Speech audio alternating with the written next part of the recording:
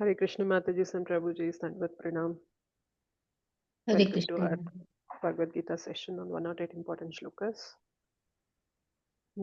ఈ రోజు క్లాస్లో మనం లాస్ట్ ఎక్కడైతే ఆపామో 3.9 అనేది డిస్కస్ చేద్దాం. లాస్ట్ వీక్లో మనం 108 ఇంపార్టెంట్ శ్లోక అనేది చర్చించలేకపోయాము. మనం ముందు కాంటెక్స్ట్ 3.1 నుంచి 3.8 వరకు డిస్కస్ చేసాం కాబట్టి ఇవాళ మనం 3.9 అండ్ కుదిరితే 3.10, 11, 12, 13 చూసేసి 3.14 కూడా చూద్దాం. సో మన ఇంపార్టెంట్ శ్లోకాస్లో 3.9 అండ్ 3.14 ఉంది. సో 3వ అధ్యాయంలో 9వ శ్లోకం అండ్ 14వ శ్లోకం రెండు ఇంపార్టెంటే. సో మనం 1 to 8 శ్లోకాస్లో కంటెక్స్ట్ చూసాం కాబట్టి 9th శ్లోక అండ్ మధ్యలో శ్లోకాస్లో ఏం జరుగుతుందో అది కూడా చూసి 14th శ్లోక కూడా చూడడానికి ట్రై చేద్దాం. ఓకే, సో బిఫోర్ దట్ మనం మంగళాచరణ చేసి విల్ స్టార్ట్ అవర్ క్లాస్. ఓం అజ్ఞానతిమిరాంధస్య జ్ఞానాంజనశలాకయా చక్షురున్మీలితం యేన తస్మై శ్రీగురవే నమః. శ్రీచైతన్యమనోభీష్టం స్థాపితం యేన భూతలే స్వయం రూపः కదా మహ్యం దదాతి స్వపదాంతికం. వందేహం శ్రీగురోః శ్రీయుతాపదకమలం శ్రీగురూన్ వైష్ణవాంశ్చ శ్రీరూపం సాగ్రజాతం సహగణा రఘునాథాన్వితం తం సజీవం సాద్వైతం సావధూతం పరిజనసహితం కృష్ణచైతన్యదేవం శ్రీరాధాకృష్ణపాదాన్ సహగణా లలితా శ్రీవిశాఖాన్వితాంశ్చ నమో విష్ణుపాదాయ కృష్ణప్రేష్ఠాయ భూతలే శ్రీమతే భక్తివేదాంతస్వామినితి నామినే. నమస్తే సారస్వతే దేవే గౌరవాణి ప్రచారిణే నిర్విశేష శూన్యవాది పాశ్చాత్యదేశతారిణే. నమో మహావదన్యాయ కృష్ణప్రేమా ప్రదాయతే కృష్ణాయ కృష్ణచైతన్య నామ్నే గౌరద్విషే నమః. హే కృష్ణ కరుణా సింధో దీనబంధో జగత్పతే గోపేశ గోపికాకాంత రాధాకాంత నమోస్తుతే. తప్త కాంచన గౌరాంగీ రాధే బృందావనేశ్వరి వృషభానుసుతే దేవి ప్రణమామి హరిప్రిये. వాంఛాకల్పతరుభ్యశ్చ కృపా సింధుభ్య ఏవ చ పతితానాం పావనేభ్యో వైష్ణవేభ్యో నమో నమః. జయ శ్రీ కృష్ణ చైతన్య ప్రభు నిత్యానంద శ్రీ అద్వైత గదాధర శ్రీవాసాది గౌరభక్త వృంద. హరే కృష్ణ కృష్ణ కృష్ణ హరే హరే హరే రామ రామ రామ హరే హరే. జయ జయ శ్రీ చైతన్య జయ నిత్యానంద జయ అద్వైత చంద్ర జయ గౌర భక్త వృంద. జయ జయ శ్రీ చైతన్య జయ నిత్యానంద జయ అద్వైత చంద్ర జయ గౌర భక్త వృంద. జయ జయ శ్రీ చైతన్య జయ నిత్యానంద జయ అద్వైత చంద్ర జయ గౌర భక్త వృంద. ఓం నమో భగవతే వాసుదేవాయ. ఓం నమో భగవతే వాసుదేవాయ. ఓం నమో భగవతే వాసుదేవాయ. ముఖం కరోతి వాచాలం పంగుం లంఘయతే గిరిం యత్కృపాతమహం వందే శ్రీగురుం దీనతారణం परमानंदमाधवम श्री चैतन्य ईश्वरम. श्री श्री राधा मदन मोहन जी की जय. श्री श्री गौर निताय की जय. श्री श्री जगन्नाथ बलदेव सुभद्रा मैया की जय. जगत गुरु पतित पावन श्रील प्रभुपाद की जय. श्रील गुरुदेव की जय. अनंत कोटि वैष्णव वृंद की जय. श्रीमद् भगवद गीता की जय. निताय गौर प्रेमानंदे. हरि हरि बोल.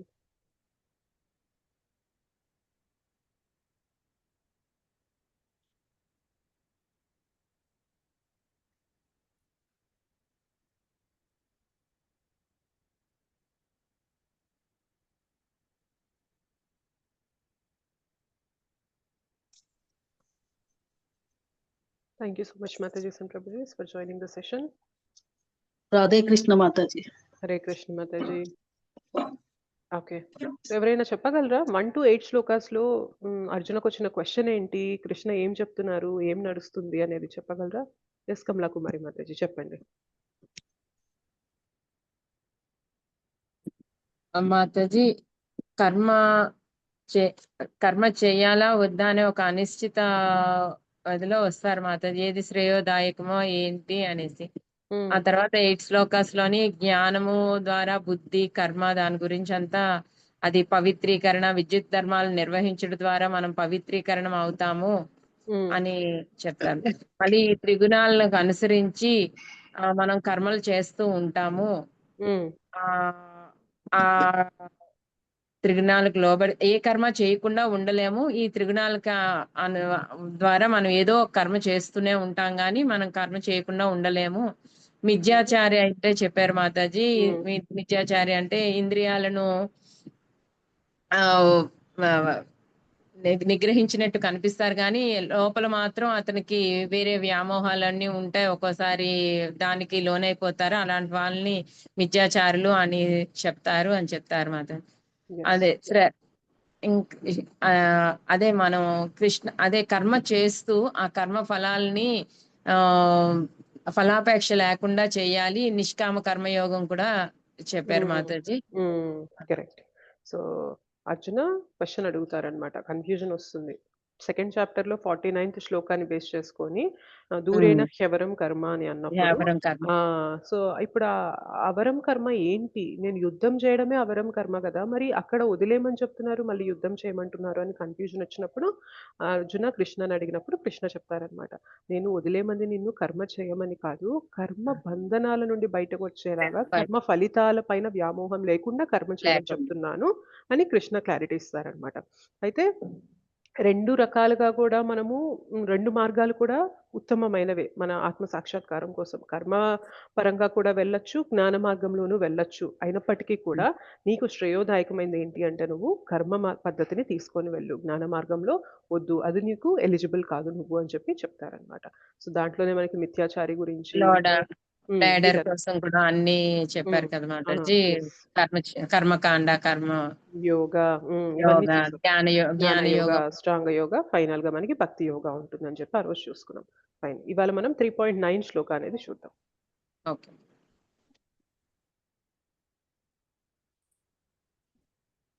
ఈ 3.9 శ్లోక మనకి 108 శ్లోకాస్ లో వస్తుంది, ఇంపార్టెంట్ శ్లోకాస్ లో.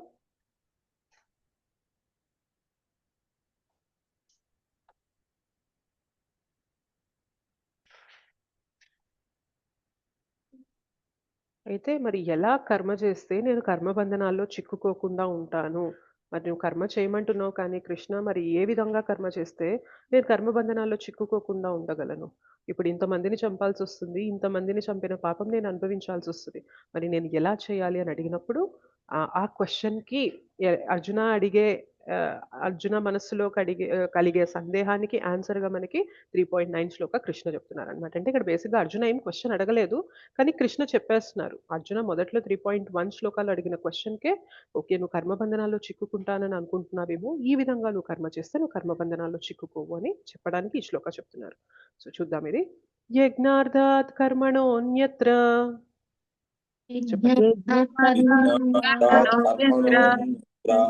యజ్ఞార్థాత్ కర్మణోన్యత్ర లోకోయం కర్మబంధనః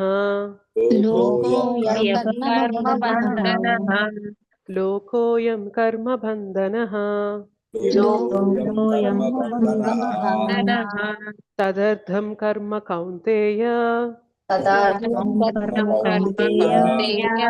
తదర్థం కర్మ కౌంతేయ ముక్త సంగః సమాచర ముక్త సంగః సమాచర యజ్ఞార్థాత్ కర్మణోన్యత్ర లోకోయం కర్మబంధనః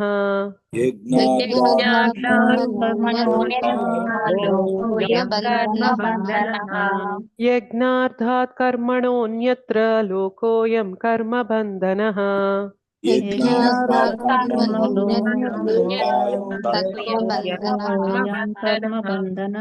తదర్థం కర్మ కౌంతేయ ముక్త సంగః సమాచర తదర్థం కర్మ కౌంతేయ సమాచర. తదర్థం కర్మ కౌంతేయ ముక్తసంగః సమాచర.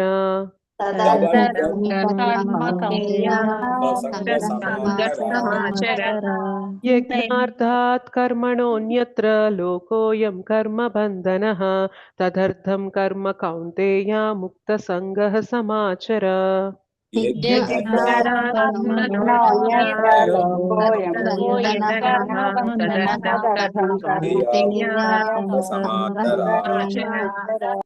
యజ్ఞార్థాత్ కర్మణోన్యత్ర లోకోయం కర్మ బంధనః తదర్థం కర్మ కౌంతేయ ముక్తసంగః సమాచర.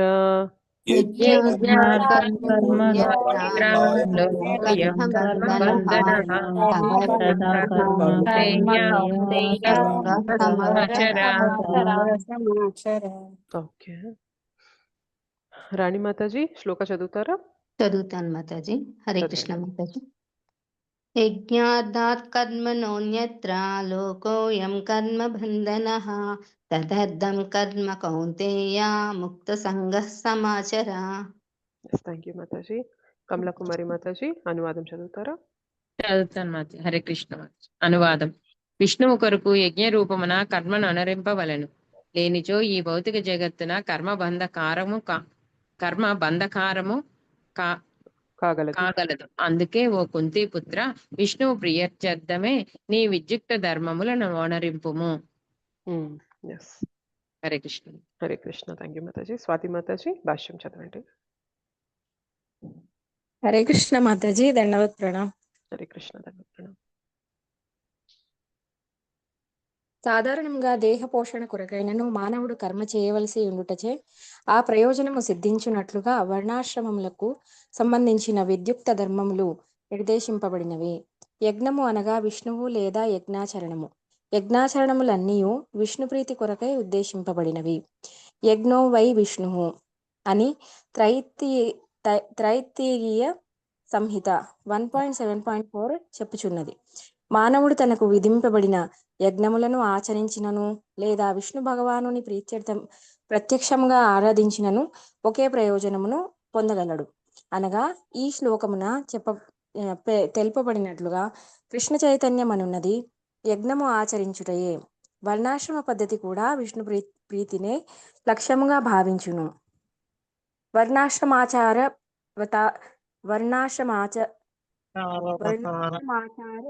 పురుషేణ పర పుమాన్ విష్ణురారాధ్య తే. కనుకనే మానవుడు విష్ణు ప్రీత్యర్థమే కర్మను అనుసరించవలసి ఉన్నది. ఈ భౌతిక జగత్తున చేయబడు ఇతర కర్మ ఏది అయినను బంధ కారణమగును. ఎందుకనగా శుభాశుభ కర్మల రెండింటికి ఫలములుండును మరియు అవి కర్తను బంధించును. కనుక ప్రతి ఒక్కరూ శ్రీకృష్ణుని లేదా విష్ణువును సంతృప్తి పరచుట కొరకు కృష్ణ చైతన్యమున కర్మను అనుసరింపవలను. అట్టి కర్మలను చేయునప్పుడు అతడు ముక్త స్థితి యందుండును. ఇది గొప్ప కర్మాచరణ కళ. ఆరంభమునందు ఈ విధానమునకు నిష్ఠాతులైన వారి నిర్దేశము అవసరమై ఉన్నది. కనుకనే మానవుడు కృష్ణ భక్తిని అనుభవపూర్వకమైన నిర్దేశమును అనుసరించి కానీ లేదా ఎవరి సమక్షమున అర్జునునకు కర్మ చేయు అవకాశము కలిగెను శ్రీకృష్ణ భగవానుని ప్రత్యక్ష బోధనలను అనుసరించి కానీ నేర్పుతో వర్తింపవలసి ఉండును.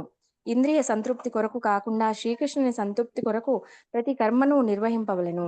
అట్టి అభ్యాసము మానవుని కర్మ ఫలముల నుండి రక్షించుటయే కాకుండా భగవద్ధామమునకు చేర్చగల ఉత్తమమైన భగవానుని ప్రేమయుక్త సేవా స్థితికి అతనిని క్రమంగా ఉద్ధరింపగలదు. థ్యాంక్ యూ మాతాజీ. హరే కృష్ణ మాతాజీ. Thank you. Hare Krishna. Thank you మాతాజీ. సో ఏ విధంగా మరి నేను కర్మబంధనం నుండి బయటపడగలను అని అర్జున మనస్సులో మెలిగే సందేహానికి కృష్ణ ఆన్సర్ ఇస్తున్నారు. యజ్ఞార్థాత్ కర్మణో అన్యత్ర లోకోయం కర్మబంధన. సో యజ్ఞ అంటే విష్ణు అని పేరు వస్తుంది. లార్డ్ ఆఫ్ సాక్రిఫైస్ అంటారు. సో జనరల్గా మనం యజ్ఞాలు దేవీ దేవతలకి కూడా చేస్తూ ఉంటారు. దేవీ దేవతలకి కూడా యజ్ఞాలు చేసినప్పటికీ కూడా, ఈ యజ్ఞాలన్నిటికి కూడా భోక్త ఎవరు అంటే కృష్ణ, విష్ణు అని చెప్పి మనకి ఫర్దర్ చాప్టర్స్‌లో వస్తుంది. ఇవాళ మార్నింగ్ మనం 9థ్ చాప్టర్‌లో డిస్కస్ చేసినప్పుడు ఏమనుకున్నాము? యజ్ఞాలన్నిటికి భోక్త ఎవరు అంటే కృష్ణ నేనే అని చెప్పి చెప్తారు. సో, ఆ శ్లోక చెప్తున్నప్పుడు ఆ శ్లోక రిఫరెన్స్ 3.9 ఇస్తారనమాట. ఈ శ్లోక గురించి చెప్తూ, సో, నేను ఆ యజ్ఞాలన్నిటికి కూడా భోక్తని నేనే అని చెప్తారు. సో, బేసిక్‌గా మనం ఏ దేవీ దేవతని ఆరాధిస్తూ ఏ యజ్ఞం చేసినప్పటికీ కూడా అది ఫైనల్‌గా విష్ణు ప్రీత్యార్థమే చెందుతుందనమాట. ఓకే. సో, ఈ యజ్ఞార్థాత్ కర్మణో, మన కర్మ అనేది యజ్ఞ అంటే విష్ణువు ప్రీతి కొరకు చేయాలి. లేదు అన్యత్ర లోకోయం కర్మబంధనః. అన్యత్ర అంటే విష్ణు ప్రీతి కొరకు కాకుండా ఏ విధంగా చేసినా కూడా ఆ కర్మ అనేది మనకి అందరిని కూడా బంధిస్తుంది అని చెప్పి చెప్తున్నారు. సో, యజ్ఞార్థాత్ కర్మణో అన్యత్ర లోకోయం కర్మ బంధనః. కర్మ బంధనాల్లో చిక్కుకునేలాగా చేస్తుంది. తదర్థం కర్మ కౌంతేయ. సో, కౌంతేయ ఓ అర్జున నువ్వేం చేయాలి అంటే ఆయన యొక్క ప్రీతి కొరకు. ఎవరాయన అంటే ఫస్ట్ లైన్‌లో ఎవరి గురించి చెప్తున్నారు? విష్ణు గురించి చెప్తున్నారు కాబట్టి నువ్వు తదర్థం ఆయన యొక్క ప్రీతి కొరకు యజ్ఞాన్ని అంటే నీ కర్మని ఆచరించు. సో, అలా చేయడం వల్ల నువ్వు ఈ బంధనాల నుండి బయటికొస్తావు అని చెప్పి చెప్తున్నారు. సో, చాలా సార్లు మనకొక అపోహ ఉంటుంది. ఏంటి అంటే కర్మ చేస్తే కర్మ బంధనాల్లో చిక్కుకుపోతాను. సో, ఇట్లా కొంతమంది ఒక ఒక సెక్ట్ ఆఫ్ పీపుల్, ఒక కేటగరీ ఆఫ్ పీపుల్ ఎలా ఉంటారంటే, కర్మ చేస్తే కర్మ బంధనాల్లో చిక్కుకుపోతాను కాబట్టి నేను ఎటువంటి కర్మను చేయను. సో, భౌతికంగా ఏ పని కూడా నేను చేయను. నేను అన్నిటిని కూడా లోపలికి ఇలా పెట్టేసుకొని నేను ఎటువంటి కర్మలు కూడా నా ఇంద్రియాలతో నేను ఆచరించను అంటారు. కానీ ఇది మానవుని నేచర్ కాదనమాట. ఆత్మకి ఎప్పుడు కూడా యాక్టివిటీ అనేది ఉంటూ ఉండాలి. యాక్టివిటీ లేకుండా అన్నీ కట్టేసుకొని కూర్చో అంటే ఆత్మకి చేతగాని పని. ఓకే. సో, అందుకని ఎప్పుడు కూడా ఏదో పని చేస్తూ ఉండాలి అనేది దానికి న్యాచురల్ థింగ్ అనమాట. ఇప్పుడు చూడండి, మనకి పని ఏదన్నా ఇస్తే ఫ్రీగా చేసేస్తామా? లేదు నువ్వేం చేయకుండా గమ్ముగా కూర్చో ఒక గంట సేపు నువ్వు, అంటే ఇప్పుడు గమ్ముగా కూర్చోవడం అంటే మనకి మన చేతిలో సెల్ పెట్టి కాదనమాట. సో, ఏం చేయకూడదు. నువ్వు జస్ట్ కామ్‌గా కూర్చోవాలంటే పిచ్చెక్కిపోతది మనకి. సో, అలా కాదు. నువ్వు 1 అవర్ పాటు నువ్వేం చేస్తావంటే, సో, ఇల్లంతా ఉంది గదా! సో, ఇల్లంతా నీట్‌గా క్లీన్ చేసేసుకొని మాప్ పెట్టి క్లీన్ చేసేసుకో. లేదు అంటే నీకు పలానా టాస్క్ ఇస్తాను, అకౌంట్స్ ఇస్తాను అవన్నీ చూస్తూ ఉండు. సో, ఇట్లా మనకేదైనా పనులిచ్చారనుకోండి, మనకి జేయడం ఈజీగా ఉంటుందా లేదా చెప్పండి? ఉంటది ఉంటారు మాతాజీ. మాకు. ఆ! సో, మన నేచర్ ఏంటి అంటే ఏదో ఒక యాక్టివిటీ చేస్తూ ఉంటామనమాట. అది ఆత్మ యొక్క స్వభావం అనమాట. సో, ఆత్మకి ఏదో ఒక పని, ఏదో ఒక కార్యం అనేది చేస్తూ ఉండాలి. అయితే ఏదో ఒకటి చేయడం వల్ల ఏమవుతుంది అంటే మనం ఆ కర్మబంధనంలో చిక్కుకుపోతున్నాం. ఇందాక మనం పర్పోర్ట్‌లో చూసినప్పుడు ఏమంటున్నారంటే శుభాశుభ కార్యములు రెండిటి యొక్క ఫలితాలనేవి మనం అనుభవించాల్సి ఉంటుంది. ఒక్కొక్కసారి మనం మంచి కార్యాలు చేస్తూ ఉంటాం. దాన ధర్మాలు చేస్తూ ఉంటాం. ఇతరులకు మంచి చేస్తూ ఉంటాం. ఇవి మంచి విషయాలే అని చెప్పి చేస్తూ ఉంటాం. అయినప్పటికీ కూడా వాటి యొక్క ప్రతిఫలం అనేది మనం అనుభవించాల్సి ఉంటుంది. అలానే చెడు కార్యాలు చేస్తే ఖచ్చితంగా ఇదైతే మనందరికీ తెలుసు. చెడు చేసినప్పుడు ఆ చెడు అనేది తిరిగి అనుభవించాల్సి ఉంటుంది అని చెప్పి మనకు తెలుసు. సో, బేసిక్‌గా మంచి చేసినా, చెడు చేసినా దాని ప్రతిఫలం అనేది మనం అనుభవించాల్సొస్తుంది అంటే కర్మ బంధనంలో మనం చిక్కుకుంటున్నాము. ఎందుకు చిక్కుకుంటున్నామంటే మన కోసం మనం కర్మని ఆచరిస్తున్నప్పుడు మంచి అయితే మంచి ప్రతిఫలం వస్తుంది. చెడు చేస్తే చెడు ప్రతిఫలం వస్తుంది. మంచి వల్ల 2 వచ్చే కూడా నష్టం మనం ఏంటి తాజీ? మంచి వల్ల వచ్చే నష్టం ఏంటది నాకు అర్థం ఆ! కాలేదు. మంచి, చెడు ఏదైనప్పటికీ కూడా మంచి ప్రతిఫలం అనుభవించాలన్నా కూడా మళ్ళీ మనం ఇంకో జన్మ తీసుకోవాల్సుంటుంది. జన్మ తీసుకోవడం అనేదే పెద్ద ప్రాబ్లమ్ ప్రభుజీ. సో, మనం అర్థం చేసుకోవాల్సిన విషయం ఏంటి అంటే ఆత్మ ఇటువంటి శరీరాలు ధరించి తిరుగుతుంది చూసారా? అది ఆత్మ యొక్క దుస్థితి అన్నమాట. సో, మనం భగవద్గీత మొత్తం చదివాక మనం ఏం తెలుసుకోవాలి అంటే, ఎలా అయినా కానీ ఆత్మని ఇటువంటి భౌతికమైన శరీరాల నుండి బయటికి తీసుకొచ్చి, ఈ భౌతిక ప్రపంచం నుండి బయటికి తీసుకురావడమే హ్యూమన్ లైఫ్ యొక్క పర్పస్ అన్నమాట.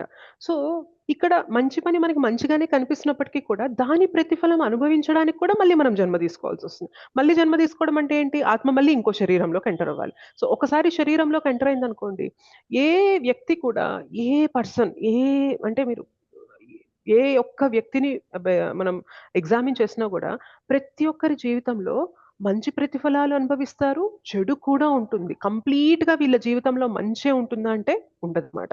సో, ఒక వ్యక్తి అంటే ఒక ఆత్మ ఒక శరీరాన్ని ధరించినప్పుడు 2 సమ్మేళనం అనేది అనుభవిస్తూ ఉండాలి మనం. మంచిని అనుభవిస్తూ ఉంటాం, చెడుని అనుభవిస్తూ ఉంటాం. కొన్ని మనం మంచి చెయ్యాలి అని చేస్తూ మంచి ప్రతిఫలాలు తెచ్చుకుంటాం. కొన్ని మనకు తెలియకుండానే చెడు చేసేస్తూ ఉంటాం. ఆ చెడు ప్రతిఫలాలు కూడా అనుభవించాల్సి ఉంటుంది. ఏదేమైనప్పటికీ కూడా శరీరం తీసుకోవడం అనేది it is not a wise thing అన్నమాట. సో అవర్ ఫోకస్ ఎప్పుడు ఎలా ఉండాలి అంటే, నేను వీలైనంత తక్కువ జన్మల్లో ఇక్కడ నుండి వెళ్ళిపోవాలి. మన ఫోకస్ ఎప్పుడు అలా ఉండాలనమాట. సో అలా ఉండాలి అంటే ఏం చేయాలి? మనం చేసే పని యొక్క బంధనంలో చిక్కుకోకుండా మనం పని చేయాలి. స్మార్ట్‌గా చేయాలనమాట. అయితే చాలామంది దీన్ని ఎలా అర్థం చేసుకుంటారంటే, పని చేస్తే బంధనం వస్తుంది కాబట్టి, నేను ఎటువంటి పని చేయను అని చెప్పి అనుకుంటారు. అయితే ఎటువంటి పని చేయకపోతే ప్రాబ్లమ్ ఏంటి అంటే, పని అనేది వేదాల ప్రకారం భగవంతుడు ఏదైతే ఏ విధంగా అయితే చేయమని సూచిస్తున్నారో, అలా చేస్తే మనలో ప్యూరిఫికేషన్ అనేది వస్తుందనమాట. ఒకవేళ పని చెయ్యడం లేదనుకోండి, బయటికి మనం ఇంద్రియాలను ఎంగేజ్ చేయడం లేదు. కర్మేంద్రియాల్ని, లేకపోతే జ్ఞానేంద్రియాల్ని వేటిని గూడా మనం ఎంగేజ్ చేయడం లేదు. ఎంగేజ్ చేయకపోవడం వల్ల ఏమవుతుందంటే, లోపల మనస్సు ద్వారా మన యాక్షన్ అనేది జరుగుతూ ఉంటుందనమాట. సో ఇంతకుముందు అనుకున్నాం గదా! మిథ్యాచారి అంటే ఏంటి? మేము పనులన్నీ వదిలేస్తాం. నేను సన్యాసం తీసేసుకున్నా, వైరాగ్యం తీసేసుకున్నా, ఎటువంటి కర్మలు నేను చేయను. కానీ ఈ ప్రాసెస్‌లో ఆయన పని అంటే కార్యం అనేది చేసి, చేసి చేయగా ఆయనకి జ్ఞానం డెవలప్ అయ్యి ఆ స్థితికొచ్చారనుకోండి, ఫైన్. No problem. అప్పుడు ఆయన వల్ల ఎటువంటి ఇబ్బందుండదు. ఆయన చేసిన దాని వల్ల ఆయనకు కూడా ఇబ్బందుండదు.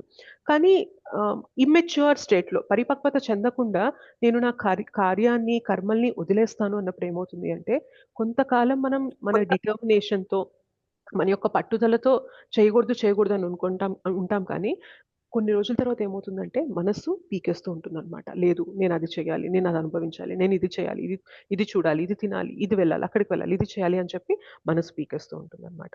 సో బెస్ట్ థింగ్ ఏంటి అంటే, కర్మని ఆచరిస్తూ, కర్మ బంధనాల్లో చిక్కుకోకుండా మనం ఉన్నట్లయితే, మెల్లిమెల్లిగా ఆ కర్మ మనల్ని ఉద్ధరిస్తుంది. ఇంతకుముందు యోగ లాడర్ అదే కదా చెప్పుకున్నాం. సో మొదట మనం ఎలా చేస్తాం? మన కోసం మనం కర్మను ఆచరించేవాళ్ళం. తర్వాత కర్మ యోగా పద్ధతికి వస్తామనమాట. సో కర్మ యోగా పద్ధతిలో ఏంటంటే, మన కోసం కాకుండా మనం విష్ణువు కోసం కర్మల్ని చేస్తూ ఉంటామనమాట. మన కర్మ యొక్క ప్రతిఫలాన్ని భగవంతునికి ఆఫర్ చేస్తాం. అదే మనకి 3.9 శ్లోక చెప్తుంది. ఇది చెయ్యడం వల్ల ఏమవుతుంది అంటే, మెల్లిమెల్లిగా మనలో జ్ఞానం పెరుగుతుంది, వైరాగ్యం పెరుగుతుంది. జ్ఞానం, వైరాగ్యం 2 పెరిగినప్పుడు ఏమవుతుంది అంటే, మెల్లిగా మనం యోగా లాడర్‌లో జ్ఞాన యోగా స్థితికి ఎక్కగలుగుతామనమాట. సో ఇక్కడికి వెళ్ళాక ఏమవుతుంది అంటే, మన యొక్క కర్మల్ని చెయ్యకపోయినా గూడా ప్రాబ్లమ్ లేదప్పుడు. మనకి ఫర్దర్ శ్లోకాస్‌లో వస్తుంది అది కూడా. బట్ ఏంటి అంటే, మీకు చెప్తున్నా మెట్లు ఎట్లా ఉంటాయి? ఎలా ఎలివేట్ అవుతాం మనము అనే దానికి. సో మనకేవైతే విద్యుక్త ధర్మాలిచ్చారో అవి చేయడం వల్లనే మనలో ప్యూరిఫికేషన్, శుద్ధీకరణ, పవిత్రీకరణ అనేది జరుగుతుంది. నేను కర్మలేవి ఒనరించను అంటే మనలో ఆ ప్యూరిఫికేషన్ అనేది జరగదనమాట. సో కృష్ణ ఏం చెప్తున్నారు? మరి కర్మబంధనంలో చిక్కుకోకుండా ఉండాలి అంటే, నువ్వు ఎవరి కోసం కర్మ చేయాలి అంటే, విష్ణువు కోసం కర్మ చేయాలి. నువ్వు నీ కోసం ఆచరించినంత కాలం ఆ కర్మ బంధనాలు నువ్వు అనుభవించాల్సి ఉంటుంది. మరి భగవంతుని కోసం చేస్తున్నప్పుడు ఏమవుతుంది? అది ఎవరి అకౌంట్‌లోకి వెళ్ళిపోతాయి చెప్పండి? భగవంతుని అకౌంట్‌లోకి వెళ్ళిపోతాయా? వెళ్ళిపోతాయి. సో అందుకనే మనం ఎంత పని చేసినా భగవంతునికి ఆఫర్ చేసేస్తూ ఉన్నామనుకోండి. సో ఏమవుతుంది అంటే, అది మనం దాని యొక్క బంధనాలనేవి మనం చిక్కుకోకుండా ఉంటామనమాట. సో ఎప్పుడైతే మన బంధనాలు కార్మిక్ అకౌంట్ అనేది తగ్గిపోతూ ఉంటుందో, మనం లైఫ్ టైమ్స్ తీసుకోవాల్సినవి తగ్గిపోతూ ఉంటాయన్నమాట. ఓకే. అలా మనం ఇక్కడి నుంచి మెల్లగా భగవద్ధామానికి తక్కువ జన్మల్లో వెళ్ళిపోయే ఛాన్సెస్ అనేవి ఎక్కువుంటాయి. ఓకే. ఆఫర్ చేయడం అంటే ఎలా? దాని ప్రొసీజర్ ఏమైనా హ్మ్. ఉంటదా? ఆఫర్ చేయడం ఎలా అనేది ఫర్దర్ శ్లోకాస్‌లో చెప్తారనమాట. ఎలా యజ్ఞ సైకిల్ ఎలా ఉంటుంది? మన విద్యుక్త ధర్మాలు ఏంటి అనేది మనం నెక్స్ట్ శ్లోకాస్ గూడా చదువుతున్నప్పుడు మీకు క్లారిటీ వస్తుంది. ఓకేనా? సో ఈ శ్లోకాలో మనకి మెయిన్ థింగ్ ఏంటి అంటే, మనం కర్మలనేవి భగవంతుని కోసం, విష్ణువు కోసం చేయాలి. అలా చేయడం వల్ల మనము కర్మ బంధనాల్లో చిక్కుకోకుండా ఉంటాము. లేదంటే మాత్రం మనం మన కర్మ బంధనాల్లో చిక్కుకుపోతూ ఉంటాము. అవి మనల్ని దిగజారు చేస్తూ ఉంటాయన్నమాట. ఇంకా మనం మళ్ళీ మళ్ళీ జన్మలు తీసుకోవాల్సిన అవసరం అనేది వస్తూ ఉంటుంది. ఓకే. హ్మ్.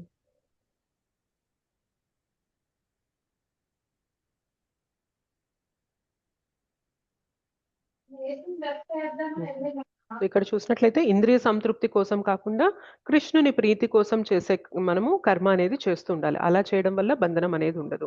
ఇట్టి అభ్యాసము మానవుని కర్మ ఫలముల నుండి రక్షించుటయే కాకుండా, భగవద్ధామమునకు చేర్చగల ఉత్తమమైన భగవానుని ప్రేమయుక్త సేవా స్థితికి అతనిని క్రమముగా ఉద్ధరింపగలదు. ఇందాక అనుకున్నాం గదా! కర్మ మానేయడం వల్ల మనలో పవిత్రీకరణ జరగదు. మనం ప్యూరిఫై అవ్వం గానీ, కర్మ చేస్తూ కర్మని ఏ విధంగా భగవంతుడు చేయమని చెప్పారో ఆ విధంగా చేస్తూ ఉంటే మెల్లిమెల్లిగా మనము ప్యూరిఫై అవుతూ ఉంటాం. ప్యూరిఫై అవుతూ ఒక్కొక్క మెట్టు ఎక్కుతూ ఫైనల్‌గా ఎక్కడి దాకా చేరుస్తుందంటే అటువంటి కర్మ మనల్ని భగవంతుని యొక్క ప్రేమని కూడా పొందగలిగే స్థితి దాకా మనల్ని తీసుకెళ్తుందనమాట. ఓకే. సో నెక్స్ట్ శ్లోకాస్ కొంచెం చూద్దాము. మీకు ఇంకా క్లారిటీ వస్తుంది. దాని ఆ కాంటెక్స్ట్ ఏం చెప్తున్నారు ఏంటి అనేది. ఓకేనా? సో సహయజ్ఞాః ప్రజా సృష్ట్వా పురోవాచ ప్రజాపతిః అనేక ప్రసవిష్యత్. ఒక్క నిమిషం.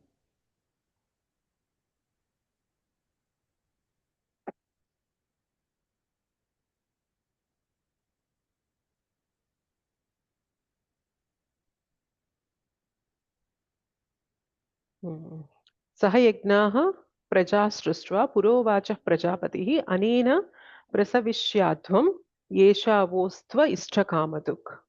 ఏమంటున్నారంటే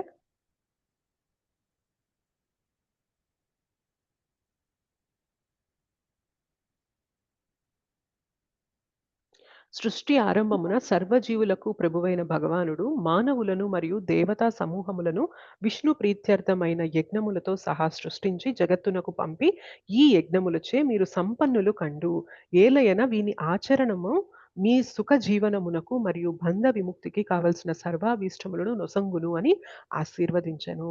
సో ఏం చెప్తున్నారు చూసారా? ఈ యజ్ఞాలు అనేవి సృష్టి ఆరంభంలోనే భగవంతుడు క్రియేట్ చేశారనమాట. సో మన సృష్టి జరిగినప్పుడు ఏం చేస్తారంటే కృష్ణ ఆర్ విష్ణు ఏం చేస్తారంటే మనల్ని సృష్టిస్తారు, దేవీ దేవతల్ని సృష్టిస్తారు, దాంతోపాటు యజ్ఞాల ప్రాసెస్ని కూడా మనకి ఇస్తారనమాట. సో ఎందుకు చేస్తున్నారు ఇదంతా అంటే మీరు దేవతలు అండ్ మానవుల మధ్య మంచి సమన్వయం ఉండడానికి యజ్ఞాలు అనేవి ఇచ్చాం.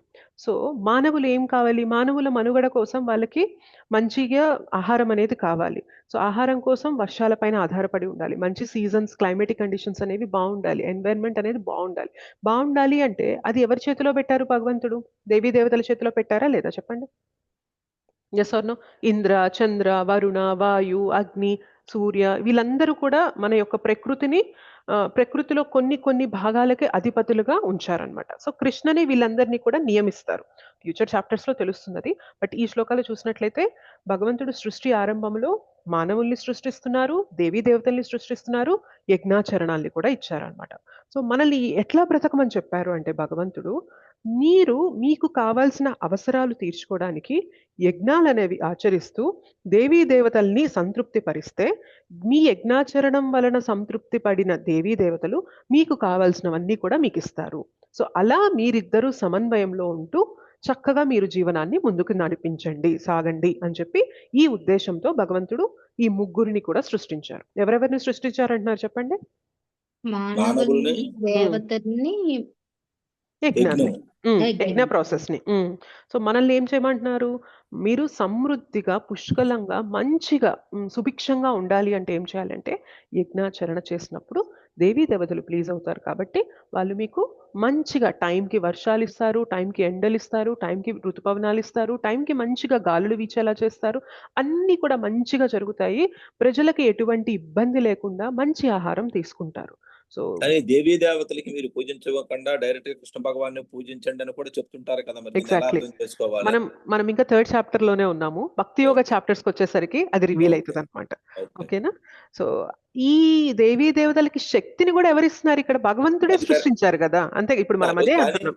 కానీ వాళ్ళకన్నా డైరెక్ట్ గా భగవానికి ప్రార్థిస్తే సరిపోతుంది అని అన్నారు ఎగ్జాక్ట్లీ. కదా, మళ్ళీ ఇక్కడ ఇలా ఎస్. చెప్తున్నారు కదా. అదే టాప్ మోస్ట్ అన్నమాట. ఇదేంటి అంటే మొదటి మెట్టు. నెక్స్ట్ ఇంకా టాప్ మోస్ట్ ఏంటి అంటే ఈ దేవీ దేవతలకి కూడా ఆ శక్తి భగవంతుడి నుండి వస్తుంది కాబట్టి సో మనం భగవంతుని డైరెక్ట్ గా ప్రీతిపరిచినా కూడా అక్కడ మనకి మంచిగా క్లైమేటిక్ కండిషన్స్ అనేవి కూడా మంచిగా ఉంటాయి. మనకు కావాల్సినంత కూడా భగవంతుడే చూసుకుంటారు అనేది మనం తెలుసుకోవాల్సి ఉంటుంది అనమాట. బట్ నేను శ్లోక ప్రకారం మీకు చెప్తున్నాను. ఓకే. సో ఆ ఫ్లో అనేది చూద్దాం మనం. ఓకే. సో అందుకని మీరు చూసినట్లయితే ఒకప్పుడు రాజులు మంచిగా ధార్మికంగా ఈ యజ్ఞాచరణ అనేది చేస్తూ ఉండేవారు కాబట్టే వాళ్ళ రాజ్యంలో ప్రజలు అనేవారు కూడా సుభిక్షంగా ఉండేవాళ్ళు. టైంకి వర్షాలు పడేవి, టైంకి మన గాలులు వీచేవి, టైంకి ఎండలనేవి ఉండేవి. అవి ఎక్కువగా కాకుండా అవి అంటే మరి అతివృష్టి అనావృష్టి లేకుండా చక్కగా ఎంత ఉండాలో అంత మెయింటైన్ అవ్వడం ఎందుకు జరుగుతుంది అంటే వాళ్ళు ఏదైతే భగవంతుడు ఇచ్చిన ప్రాసెస్ ఉందో దాన్ని చక్కగా ఆచరించారు కాబట్టి ఒకప్పుడు ప్రజలు ఇట్లా ఇబ్బంది లేకుండా ప్రశాంతంగా బ్రతికారు. Yes or no? విన్నారా మీరు కనీసం ఈ విషయం? ఒకప్పుడు రాజులు ఇలా చేసేవారు, సుభిక్షంగా ఉండేవారు జనాలు అనేది మనం వినరైనా వినుంటాం, మనం చూడకపోయినా కూడా. Yes or no? అంతకుముందు అన్ని విన్నాం కరెక్ట్ మాతాజీ. కరెక్ట్ గా వచ్చి అన్ని అవును జరిగి మాతాజీ. రాను రాను అన్ని తగ్గిపోతున్నాయి మాతాజీ. ఎగ్జాక్ట్లీ. ఎందుకు అంటే భగవంతుడు ఏదైతే మనకి సిస్టమ్ ఇచ్చారో ఆ సిస్టమ్‌ని ఫాలో అయితే అన్నీ పర్ఫెక్ట్‌గా ఉంటాయి. కానీ మనం ఏం చేస్తున్నాం? వేదాల్ని రిజెక్ట్ చేస్తున్నాం, భగవంతుడిని రిజెక్ట్ చేస్తున్నాం, భగవంతుడు ఇచ్చిన సిస్టమ్‌ని రిజెక్ట్ చేస్తున్నాం. నాకు నచ్చినట్టుగా నేనుంటాను అనుకుంటాం. ఇంకా పైపచ్చి ఏం చేస్తున్నాం మనం ఇంకా? ఆర్టిఫిషియల్‌గా కూడా వర్షం వచ్చేలాగా మనం కొన్ని ఇప్పుడు ప్రయోగాలనేవి చేస్తూ ఉన్నారనమాట.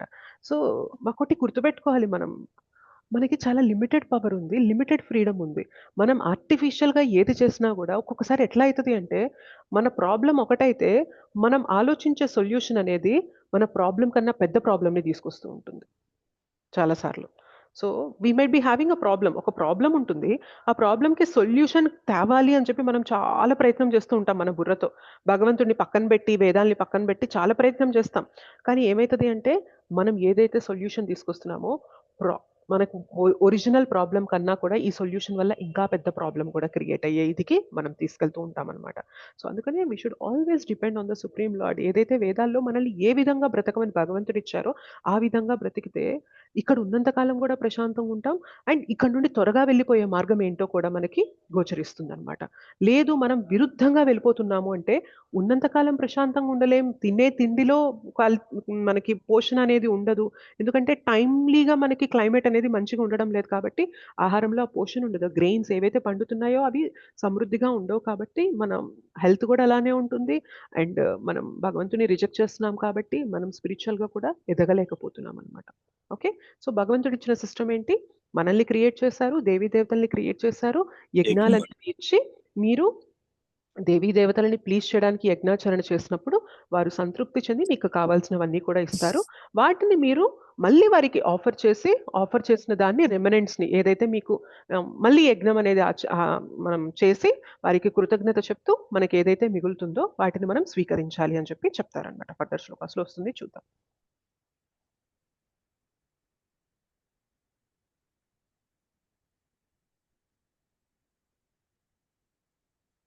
ఇక్కడ చూసినట్లయితే చూడండి ఇక్కడేమన్నారు. సో, ఈ యజ్ఞములచే మీరు సంపన్నులు కండి. మీరు హ్యాపీగా ఉండండి. ఏలయన వీని ఆచరణము మీ సుఖ జీవనమునకు. మీరున్నంత కాలం హ్యాపీగా ఉండొచ్చు మరియు బంధ విముక్తికి. అలా ఉండడం వల్ల మెల్లిమెల్లిగా ఏమవుతుంది అంటే, ఏ విధంగా మనం ఈ బంధింపబడి ఉన్నామో దాని నుండి బయటపడే తెలివి, జ్ఞానం కూడా మనకి పెరుగుతూ ఉంటుంది. ఎందుకంటే భగవంతుడిచ్చిన మార్గాన్ని మనం అనుసరిస్తూ ఉన్నాం కాబట్టి. ఓకే. ఇంకేమంటున్నారంటే దేవాన్ భావయతానేన తే దేవా భావయస్తు వః. ఓకే. పరస్పరం భావయంతః శ్రేయః పరమవాప్స్యథ. యజ్ఞములచే సంతృప్తి నొందిన దేవతలు మీకు తృప్తి కలిగింతురు. ఆ విధముగా మానవులు మరియు దేవతల నడుమ గల పరస్పర సహకారముచే సర్వులకు శ్రేయస్సు కలుగగలదు. ఇందాక మనం డిస్కస్ చేసింది. యజ్ఞాలను ఆచరిస్తూ ఉంటే దేవతలు తృప్తి చెంది మనకి కావాల్సింది వాళ్ళు ఇస్తారు. టైమ్‌లీ మనకి ఏదైతే కావాలో అది ఇస్తూ ఉంటారు. సో, ఆ విధంగా మానవులు మరియు దేవతల నడుమ గల పరస్పర సహకారంచే సర్వులకు ప్రతి ఒక్కరికి కూడా శ్రేయస్సు అనేది కలుగుతుంది అని అన్నారు. ఇష్టాన్ భోగాన్ హి వో దేవా దాస్యంతే యజ్ఞ భావితాః తైర్దత్తాన ప్రధాయేభ్యో యో భుంక్తేస్తేన ఏవ సః. ఇక్కడేమంటున్నారంటే వివిధ జీవనావశ్యకములను ఉనగూర్చు కార్యమున నియుక్తులైన దేవతలు యజ్ఞాచరముచే సంతృప్తి నొంది మీకు కావలసిన వస్తువులన్నింటినీ ఒసంగుదురు. కానీ దేవతలిచ్చు వస్తువులను తిరిగి వారికే అర్పింపకయే తాను అనుభవించువాడు నిక్కముగా చోరుడే అగును. సో, యో భుంక్తే స్తేన ఏవ సహ. స్తేన అంటే చోరుడు, థీఫ్ అనమాట. సో, ఏమంటున్నారు? మీరు ఏదైతే యజ్ఞాచరణ చేసి సంతృప్తి పొందిన దేవతలు మీకు ఏదైతే ఇస్తున్నారో ఆ వస్తువుల్ని తిరిగి మళ్ళీ మనం దేవతలకి అర్పించి మనం అనుభవించాలి. ఒకవేళ అలా కాకుండా చేశామంటే మాత్రం అది మనం ఒక దొంగలాగా మనం అనుభవిస్తున్నట్లనమాట. ఇప్పుడు కొందరుంటారు ప్రకృతిలో వచ్చే ప్రతిదీ కూడా అనుభవిస్తూ ఉంటారు. కానీ ఎవరికి కూడా కృతజ్ఞత కలిగి ఉండాలి అనే భావన వారికుండదనమాట. సో, ప్రకృతిలో ఇవన్నీ ఎవరిస్తున్నారు? దేవీ దేవతలు భగవంతుని కృప చేత వాళ్ళు అన్నీ ప్రొవైడ్ చేశారు మనకి. సో, మనం వాటిని తీసుకొని అనుభవించే ముందు వారికి అర్పించడం అనేది మినిమం రెస్పాన్సిబిలిటీ. సో, వారు ఏదైతే ఇచ్చారో అది మనం తీసుకొని వారికి అర్పించి మనం అనుభవించామనుకోండి, దానివల్ల మనం ఎప్పుడు కూడా హ్మ్, ఇరుక్కుపోమనమాట. మంచి మార్గంలో ఉన్నట్లు. కానీ అలా కాకుండా నాకు దొరుకుతున్నాయి నేను తీసేసుకుంటాను, నేను అనుభవించేస్తాను అంటే ఏమవుతుంది అంటే అది ఒక దొంగలాగా మనం బ్రతుకుతున్నట్లనమాట. ఓకే. సో, ఇదంతా నేను దేవీ దేవతల కాంటెక్స్ట్‌లో చెప్తున్నాను ఈ శ్లోకాస్ అన్నీ. మళ్ళీ ఈ శ్లోకాస్ అన్నీ కూడా భక్తి యోగంలో ఎలా చూడాలనేది నేను చెప్తా. అంటే కృష్ణుడికి డైరెక్ట్‌గా రిలేట్ చేసి ఎలా మనం వీటిని అర్థం చేసుకోవాలనేది చెప్తాను. ఓకేనా? సో, ఇప్పుడు ఫ్లో ప్రకారం మనం కర్మయోగాలో ఉన్నాం కాబట్టి, కర్మయోగాలో భగవంతుడు యజ్ఞాచరణ ఇచ్చారు, దేవీ దేవతల ఆరాధన, దేవీ దేవతల్ని ప్లీజ్ చేయండి ఇదంతా చెప్పారు కాబట్టి ఆ విధంగానే వెళ్దాం. మరి భక్తిలో ఉన్నవారు వీటిని ఎలా అన్వయించుకోవాలి, ఎలా అమలు పరచాలి అనేది మళ్ళీ డిస్కస్ చేద్దాం. ఫైనల్‌గా ఒకసారి ఈ ఫ్లో అంతా కూడా మనం మళ్ళీ చూద్దాం.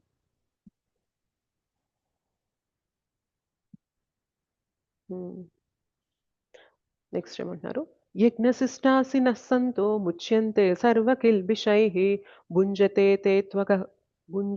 తే త్వగం పాపా ఏ పచంత్యాత్మకారణాత్.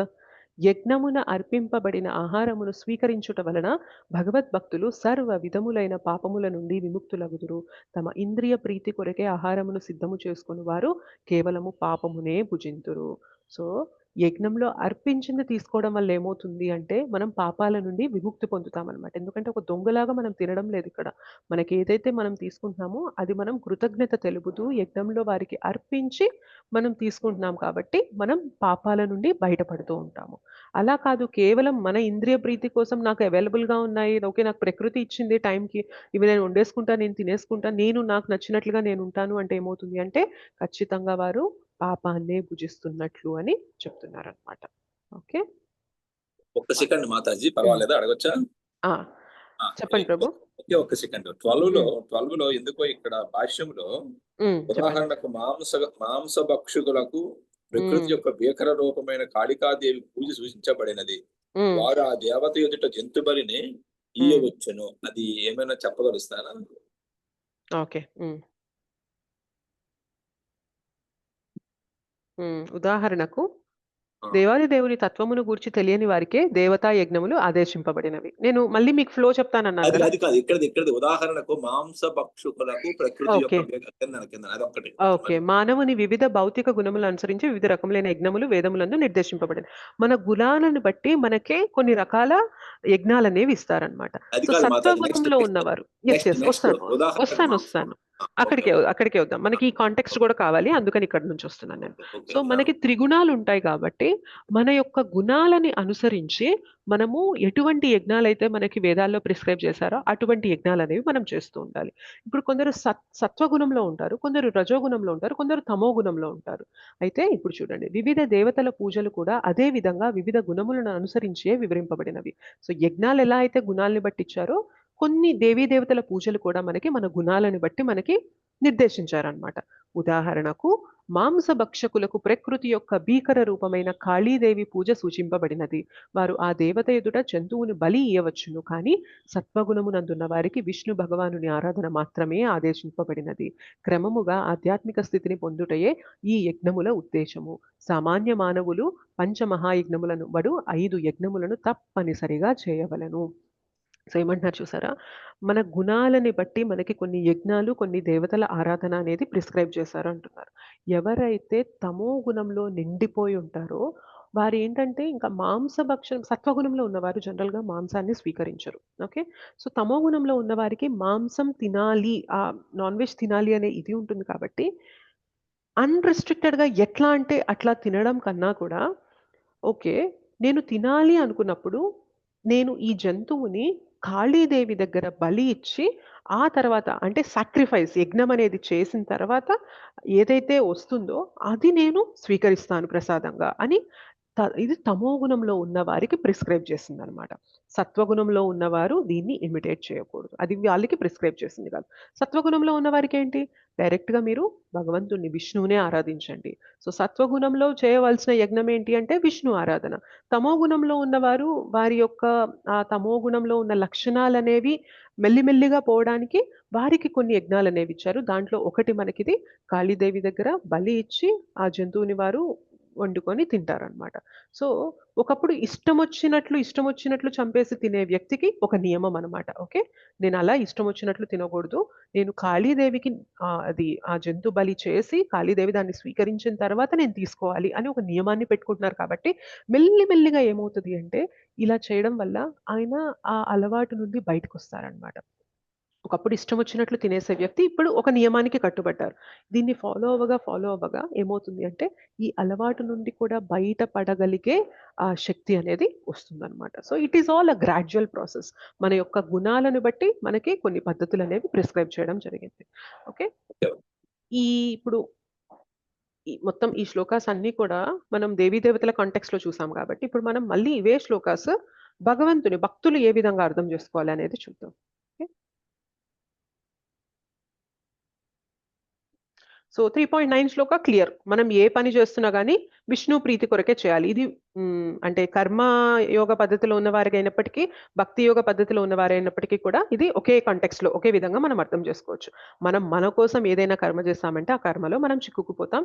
కానీ విష్ణు ప్రీతి కొరకు చేసినప్పుడు ఆ కర్మ బంధనంలో మనము ఇరుక్కుపోము అని అది కామన్ థింగ్ ఇద్దరికీ కూడా. ఇక్కడ చూసినట్లయితే సో భగవంతుడు దేవీ దేవతల్ని సృష్టించారు, మనుషుల్ని సృష్టించారు, యజ్ఞాల్ని సృష్టించారు. అయినప్పటికీ కూడా సింప్లెస్ట్ వే ఏంటి అంటే, భక్తి మార్గంలో ఉన్నవారు దేవీ దేవతల వల్లనే మనకి క్లైమేట్ అంటే మనకి ఏదైతే కావాలో అదంతా జరుగుతుంది. దేవీ దేవతల్ని ప్లీజ్ చేయడానికి భగవంతుడు యజ్ఞాలనేవి ఇచ్చారు. ఇది ఒక రకం కేటగిరీ ఆఫ్ జనాలు చేస్తారు. ఇది మంచి పద్ధతే. కానీ ఇంతకన్నా ఉత్తమమైన పద్ధతి ఏంటి అంటే, దేవీ దేవతలకి ఆ శక్తినిచ్చింది కూడా భగవంతుడు విష్ణువే కాబట్టి, నేను డైరెక్ట్‌గా విష్ణువునే ఆరాధిస్తాను.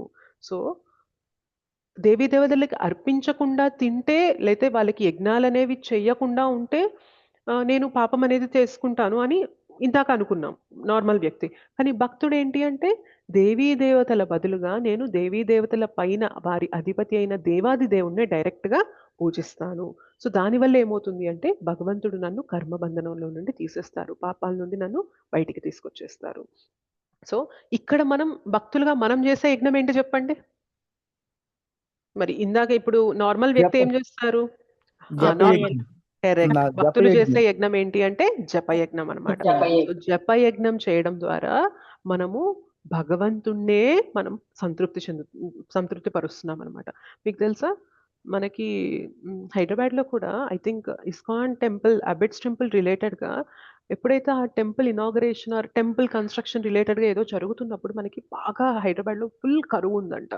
సో, ఆ కరువు ఉన్న టైంలో శ్రీల ప్రభుపాదుల వారు తన డివోటీస్‌ని తీసుకొచ్చి ఇక్కడ సంకీర్తన యజ్ఞం చేశారు. జపయజ్ఞం చేశారు. సో, జపయజ్ఞం చేసిన తర్వాత ఇమ్మీడియేట్‌లీ ఆ రోజు ఈవినింగో, నెక్స్ట్ డేనో వితిన్ 2 డేస్‌లోనే కుండపోత వర్షం కురిసిందంట. సో, ఎంతో కరువు కాటకాల్లో ఉన్న ప్లేసెస్‌లో కూడా భగవంతుని యొక్క దివ్య నామాలనేవి జపం చేసి సంకీర్తన చేస్తే ఆ ప్లేస్‌లో వర్షాలు పడిపోయేవి. సో, చాలా మంది ఆశ్చర్యపోయేవారనమాట. ఇది చాలా ప్లేసెస్‌లో జరిగింది. చాలా ప్లేసెస్‌లో డివోటీస్‌ని పిలిపించి మరీ కూడా మీరంటారు కదా! మీరు జపయజ్ఞం చేస్తే భగవంతుడు ప్రీతి చెంది మనకు కావాల్సింది ఇస్తారు. దేవీ దేవతలు ఏదైతే ఆపేస్తున్నారో అది కూడా ఇస్తారు అని చెప్పి అంటారు కదా! మరి జపయజ్ఞం చేస్తారా అని అడిగినప్పుడు డివోటీస్ వెళ్లి చక్కగా అక్కడ సిన్సియర్‌గా జపయజ్ఞాలు చేసేవాళ్ళు. జపయజ్ఞం అంటే చక్కగా కూర్చొని నగర సంకీర్తన చేసేవారు. అందరూ కలిసి ఆహ్, సంకీర్తన, నామజపం అనేది చేసేవారు. వితిన్ ఫ్యూ అంటే 1 ఆర్ 2 డేస్‌లోనే కుండపోత వర్షం కురిసేదంట. ఎలా పాసిబుల్ అవుతుందిది? దేవీ దేవతల్ని ప్లీజ్ చేస్తే మరి ఇంద్రుడిని ప్లీజ్ చేస్తేనే గదా! మనకి వర్షం అనేదొస్తుంది. మరి ఇక్కడ నామజపం చేస్తున్నప్పుడు ఎవరిని ప్లీజ్ చేస్తున్నాం మనం? ఇంద్రుడినా? ఇంద్రుడి పైన కృష్ణ. ఉన్న భగవంతుడినా? కృష్ణ ఆ! డైరెక్ట్ గా భగవంతుడు. కృష్ణకే. ఎగ్జాక్ట్‌లీ. సో, భక్తుడేం చేస్తారంటే ఈ మధ్యలో ఇంటర్మీడియేట్ స్టెప్ తీసుకోరనమాట. సో, భగవంతుడు ఈ మార్గం ఇచ్చారు. బట్ అదేంటి అంటే తక్కువ స్థాయిలో ఉన్నవాళ్ళు చేసేది. భగవంతుడి కృప వల్ల నేనొక మెట్టు పైకెదిగాను కాబట్టి, నాకు వీరందరికన్నా పైన ఎవరున్నారో తెలుసుకోగలిగాను గాబట్టి, నేను వీరి దగ్గర ఆగను. డైరెక్ట్‌గా నేను భగవంతుడి దగ్గరికే వెళ్ళిపోతాను. సో, భగవంతుని నామాలే నేను జపం చేస్తాను. సో, ఆ నామ జపం ఆహ్, యజ్ఞ యజ్ఞానాం జపయజ్ఞోస్మి అంటారు. సో, ఆ యజ్ఞాన్నే నేను చేస్తాను అని చెప్పి అంటారనమాట. అంటే కృష్ణ మనకి ఫర్దర్‌గా 10థ్ చాప్టర్‌లో చెప్తారనమాట. యజ్ఞాలన్నిట్లో కల్లా గొప్ప యజ్ఞం ఏంటి అంటే జపయజ్ఞం అని చెప్పి చెప్తారనమాట. సో, అయితే మాతాజీ, ఇక్కడ హరే కృష్ణ మాతాజీ. చెప్పండి. ఇప్పుడు మనం దేవతలు కాకుండా డైరెక్ట్ గా కృష్ణుడికి మనం అలా చేస్తే వేరింగా రిజల్ట్ అనేది ఉంటది కదా మాతాజీ. యెస్. అలాగే ఇఫ్ అంటే ఇప్పుడు ఆలోచించండి. మన యొక్క స్వలాభం కోసం చేసినప్పుడు భగవంతుడు అది మంచిదైతే మనకిస్తారు. ఇందాక వర్షం పడాలి, ప్రజలందరూ కూడా ఇబ్బంది పడుతున్నారు అని ఇదిలో మన స్వలాభం ఉందా? సమాజానికి మంచి జరుగుతుంది అన్న సెల్ఫ్‌లెస్ ఇది ఉందా చెప్పండి? సమాజానికి సమాజం మంచి కోసం జరుగుతుంది అని. సో, అటువంటి స్థితిలో భగవంతుడు ఖచ్చితంగా దాన్ని యాక్సెప్ట్ చేస్తారనమాట. అదే మన కోసం మనం ఏదన్నా చేసిన నేను జపయజ్ఞం చేస్తూ నాకు నాకు నెలకి 2,00,000 ఉన్న జాబే కావాలి కృష్ణ అని చెప్పి పట్టుకొని జపయజ్ఞం చేస్తున్నాం అనుకోండి.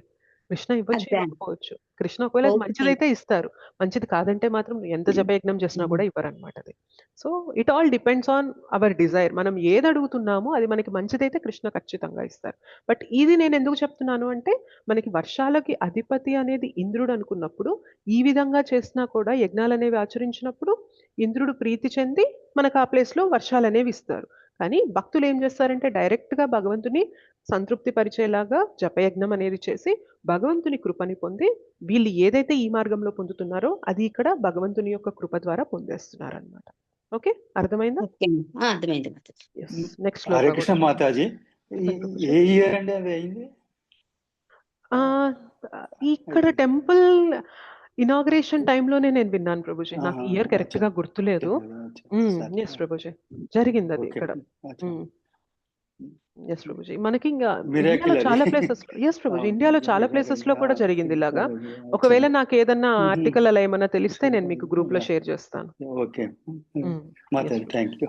Thank you Prabhuji. వేస్తానులే అదేనే తలుపులైలు తాళాలేను. మ్యూట్‌లో ఉండాలి.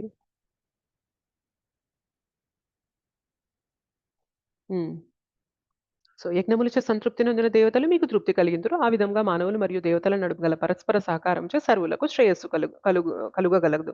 సో, ఇక్కడ మనం ఏం చేస్తున్నాం? మనం కూడా యజ్ఞం చేస్తున్నాం, జపయజ్ఞం చేస్తున్నాం. డైరెక్ట్‌గా భగవంతుడినే సంతృప్తి పరుస్తున్నాం. సో, మన యొక్క ప్రేయర్, మన యొక్క విన్నపాన్ని విని సంతృప్తి చెందిన భగవంతుడు మనకి ఏదైతే కావాలో అది ఇచ్చేస్తున్నారనమాట. సో, మధ్యలో ఈ ఇంటర్మీడియేట్ స్టెప్ లేకుండా డైరెక్ట్‌గా మనకి భగవంతునికి మధ్యనే డీలింగ్ ఉంటుందనమాట. ఇక్కడేంటి అంటే ఆ పై స్టెప్‌కెళ్ళకుండా మధ్యలో ఉన్న ప్రతినిధులతో మన ఇంటరాక్షన్ అనేది ఉంటుంది. మనం భక్తి మార్గంలోకొచ్చేసరికి డైరెక్ట్‌గా నేను భగవంతునితోనే మాట్లాడతాను. సో, ఇది ఎట్లా ఉంటది అంటే మనకి డైరెక్ట్‌గా ప్రైమ్ మినిస్టర్‌తోనే మంచి సంబంధాలున్నాయనుకోండి. మధ్యలో ఉన్న క్యాబినెట్ మినిస్టర్స్ దగ్గరికెళ్ళాల్సిన అవసరం ఉంటుందా? లేదు. మనం ప్రైమ్ మినిస్టర్‌నే ఇన్‌ఫ్లూయెన్స్ చేసేయగలము. మనకి మంచి డీలింగ్స్ ఉన్నాయి ఆయనతో అనుకోండి. డైరెక్ట్‌గా మన పని అనేది చాలా సులువుగా అయిపోతుంది. సో, భక్తులు అలా చేసేస్తూ ఉంటారనమాట. డైరెక్ట్‌గా నేను కృష్ణతో చూసుకుంటా. నాకేది కావాలన్నా గానీ నేను కృష్ణ దగ్గరికే వెళ్ళిపోతా. దేవీ దేవతల దగ్గరికి నేను వెళ్ళి వారికేదో రిక్వెస్ట్ పెట్టడం, వారి ప్రీత్యార్థం చేయడం అనేది నేను చెయ్యను. సో, హైలీ ఇంటెలిజెంట్ పర్సన్ ఎవరు అంటే వీరికి కూడా ఎవరైతే శక్తులిస్తున్నారో వారి దగ్గరికి వెళ్ళిపోయి అడగడం అనే వ్యక్తి ఎవరికైతే అది తెలుస్తుందో హి ఈస్ హైలీ ఇంటెలిజెంట్ అనమాట. సో, భక్తులకి ఆ ఇంటెలిజెన్స్ అనేది ఉంటుంది. ఓకే. అనుకోకుండా ఇవాళ మార్నింగ్ గూడా దేవీ దేవతల గురించే వచ్చింది. ఈవినింగ్ గూడా దేవీ దేవతల గురించే వచ్చింది. అవును మాతాజీ. చెప్పుకున్నాం మాతాజీ. ఫ్రైడే ఇప్పుడే కదా చెప్పుకున్నాం మాతాజీ, మాతాజీ. అందుకనే వచ్చింటది మాతాజీ. ఏంటి మాతాజీ?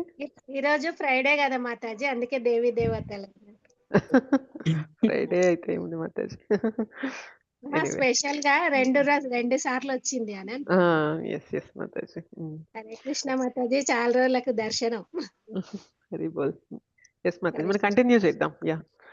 వివిధ జీవనావశ్యకములను ఉనగూర్చు కార్యమున నియుక్తులైన దేవతలు యజ్ఞాచరముచే సంతృప్తి నుండి మీకు కావలసిన వస్తువులన్నింటినీ ఒసంగుదురు. కానీ దేవతలిచ్చు వస్తువులను తిరిగి వారికే అర్పింపకయే తాను అనుభవించువాడు నిక్కముగా చోరుడే అగును. సో, ఇక్కడ దేవతల నుండి పొందుతున్నారు. దేవతల్ని సంతృప్తి పరుస్తూ తెచ్చుకుంటున్నారు కాబట్టి దేవతలకు తిరిగి అర్పించాలి. కానీ భక్తుడు ఏం చేస్తారు? నేను కృష్ణతోనే డీల్ చేసుకుంటా. కృష్ణనే నాకిస్తున్నారు. నేను తిరిగి మళ్ళీ కృష్ణకే అర్పిస్తా. కృష్ణ నాకేదైతే ఇస్తారో దాన్ని నేను ప్రసాదంగా స్వీకరిస్తా. అదేనా మనం చేస్తున్నాం కాదా చెప్పండి? యెస్ ఆర్ అంతే నో? మాతాజీ. మనం ఏదైతే పొందుతున్నామో అది భగవంతునికి నివేదన చేసి భగవంతుడు స్వీకరించిన తర్వాత మనం దాన్ని తీసుకుంటున్నాం. సో, ఇక్కడేమవుతుంది? అలా చెయ్యకపోతే మనం చోరుడం అవుతాం. అంటే అలా చేయకుండా మన ప్రీత్యార్థం మనం వండుకొని తింటున్నాం అనుకోండి అది తప్పు. కానీ భగవంతుడు ఇచ్చారు కాబట్టి భగవంతుని ప్రీతి కోసం కృష్ణ ఇది నీ కోసం నేను చేస్తున్నాను. నీకు తృప్తి కలిగించేలాగా నేను చేస్తున్నాను అని చెప్పి మనం చేసే ప్రతి పనిని, మనం వండే ప్రతిది కూడా భగవంతునికి నివేదన చేసి ఆ ప్రసాదాన్ని స్వీకరిస్తున్నాం కాబట్టి మనం ఎప్పుడు కూడా ఉద్ధరింపబడుతూ ఉంటామనమాట. ఓకే. ఇక్కడ దేవీ దేవతలకి మనం యజ్ఞాచరం ద్వారా ఏదైతే ఇస్తున్నామో దానివల్ల పవిత్రీకరణ అంత గొప్పగా జరగకపోవచ్చు. కానీ ఇక్కడ మనం డైరెక్ట్‌గా భగవంతునికే ఇచ్చేస్తున్నప్పుడు ఏమవుతుంది అంటే, భగవంతుని కృప జోడించి మనకొస్తుంది కాబట్టి ప్రసాదంలో, మన యొక్క ఆధ్యాత్మిక చేతన అనేది తొందరగా వికసితమవుతుందనమాట. ఓకే. సో, భగవంతుడు వాటిలో ఉన్న పాపాలన్నీ తీసేస్తున్నారు. తన కృపని జోడించి ఇచ్చేస్తారు కాబట్టి. మనం ఏదైతే మనకు ఆఫర్ కూడా కృప చేస్తున్నామో భగవంతునికి మనకి కృప దొరుకుతుంది. మనం పాపాల నుండి కూడా బయటపడిపోతూ ఉంటామనమాట. సో, అందుకని భక్తి అనేది చాలా ఈజీ ప్రాసెస్ అనమాట. చాలా తొందరగా జరిగిపోయే ప్రాసెస్ ఇది. ఎందుకంటే మనం చేసే పని ఇదే దేవీ దేవతలను పట్టుకొని వెళ్ళామనుకోండి చాలా టైం పడుతుంది. డైరెక్ట్‌గా భగవంతుని దగ్గరికి వెళ్ళిపోయాం కాబట్టి భగవంతుడు ఏం చేస్తున్నారంటే, ఓకే. నువ్విచ్చిందంతా నేను తీసుకుంటా. కానీ నువ్వు నా దగ్గరకొచ్చావు కదా! మరి నా దగ్గరకొచ్చినప్పుడు నీకు బెనిఫిట్ ఉండాలి గదా! ఆ బెనిఫిట్ ఏంటి అంటే నా కృపనే నీ బెనిఫిట్ అన్నమాట. సో, భగవంతుడు తన కృపని మనకిచ్చేస్తూ ఉంటారు కాబట్టి చాలా ఫాస్ట్‌గా అడ్వాన్స్ అయిపోతూ ఉంటారన్నమాట భక్తులు. ఓకే. దేవి దేవతల జెండర్ ఏంటి మాతాజీ? జెండర్ దేవి అంటే అమ్మవారు కదా, కాదా? దేవీ దేవత అంటే డెమిగాడ్స్‌నే మనం జస్ట్ జనరల్‌గా దేవీ దేవతలు అంటాం ప్రభుజీ. సో, మరి వారికి కూడా మేబీ జెండర్ ఉండొచ్చేమో. అంటే స్త్రీ అండ్ పురుష భేదం అవును అనేది మరి. ఉంటుంది. మరి ఉంటుంది. దేవి దేవతల అన్న పదం ఎందుకు వచ్చింది? రెండు అమ్మవారు మీనింగ్ గా వస్తుంది కదా, దేవి అన్న అమ్మవారు దేవత. డెమిగాడ్స్ అంటారు ప్రభుజీ. జనరల్‌గా దాన్ని తెలుగులో దేవీ దేవత అనే పదాలు వస్తున్నాయి గానీ, మనకి దేవీ దేవత అంటే అర్థం ఏంటంటే, భగవంతుడు కాకుండా ఎవరైతే మధ్యలో నియమింపబడ్డారో వారిని మనం సంబోధించేటప్పుడు దేవతలు అని చెప్పి పిలుస్తున్నామనమాట. అంతే. దేవతల్లో జెంట్స్ గాడ్ కింద వస్తారా అంటారా? అంతే కదా! మరి ఇంద్ర, చంద్ర వీళ్ళందరూ కూడా మనం ఆ ఇదిగా వస్తున్నారు కదా! యాహ్!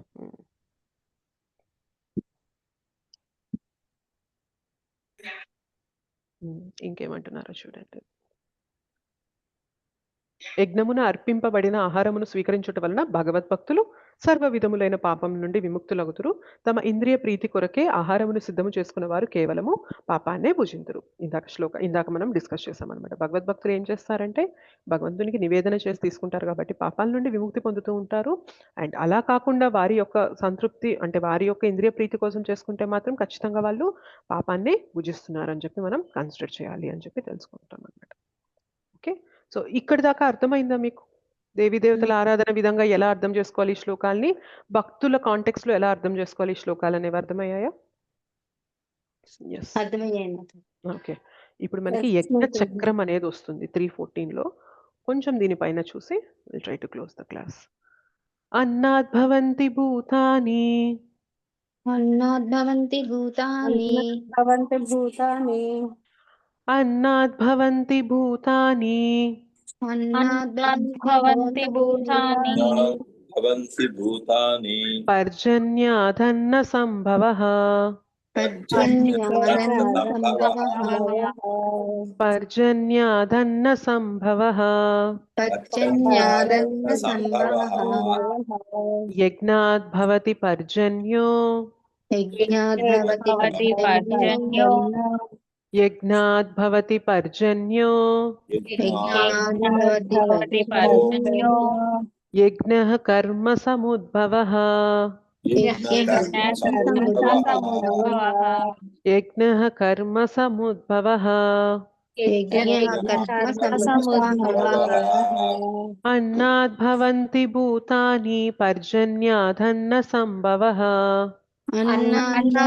భవంతి భూతాని పర్జన్యాదన్న సంభవః యజ్ఞాద్ భవతి పర్జన్యో యజ్ఞః కర్మ సముద్భవః అన్నాద్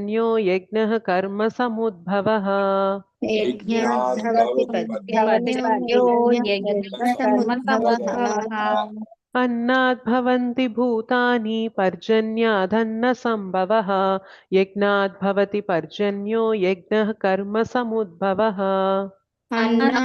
భవంతి భూతాని యజ్ఞాద్ భవతి పర్జన్యో యజ్ఞః కర్మ సముద్భవః. ఓకే. ఎవరు చదువుతారు ఈ శ్లోక? హ్యాండ్ రైజ్ చేయండి. ఓకే. దీపిక మాతాజీ చదవండి. హరే కృష్ణ మాతాజీ. హరే కృష్ణ మాతాజీ. జీవదేహములన్నీ శ్లోక చదువుతారా? శ్లోక చదువు. ఎస్ మాతాజీ. కొంచెం తప్పులు వస్తాయో మాతాజీ. ఓకే. ఫైన్. శ్లోక వేరే అన్నా వాళ్ళకి ఇస్తాను. మీరు ట్రాన్స్‌లేషన్ చదువుతారు అయితే. ఓకే. నేను చదవనా మాతాజీ? శ్రీలత మాతాజీ చదువుతారా? చదువుతాం మాతాజీ. హరే చదవండి. కృష్ణ మాతాజీ. శ్రీమద్ భగవద్గీత 3.14 శ్లోక. అన్నాద్భవంతి భూతాని పర్జన్యాదన్న సంభవః యజ్ఞాద్భవతి పర్జన్యో యజ్ఞః కర్మ సముద్భవః. Hare Krishna thank you. మాతాజీ. Thank you so Hare much Krishna మాతాజీ. మాతాజీ. థాంక్ యూ మాతాజీ. దీపికా మాతాజీ అనువాదం చదవండి.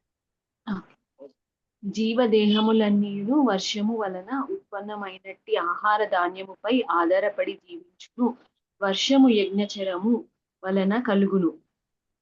విహిత కర్మచరణము నుండి యజ్ఞము ఉద్భవించుచున్నది. ఓకే. థాంక్ యూ మాతాజీ. ఓకే. భాష్యం స్వర్ణలత మాతాజీ చదువుతారా? చదువుతా మాతాజీ. హరివల్ మాతాజీ. హరే కృష్ణ చదవండి. కొంచెం కింది కన్నడ మాతాజీ. కొంచెం కింది కన్నడ. ఇంకా కొంచెం భాష్యం. భగవద్గీతకు గొప్ప వాఖ్యాత అయిన శ్రీల బలదేవ విద్యాభూషణులు ఇట్లు రచించి ఉన్నారు. ఏ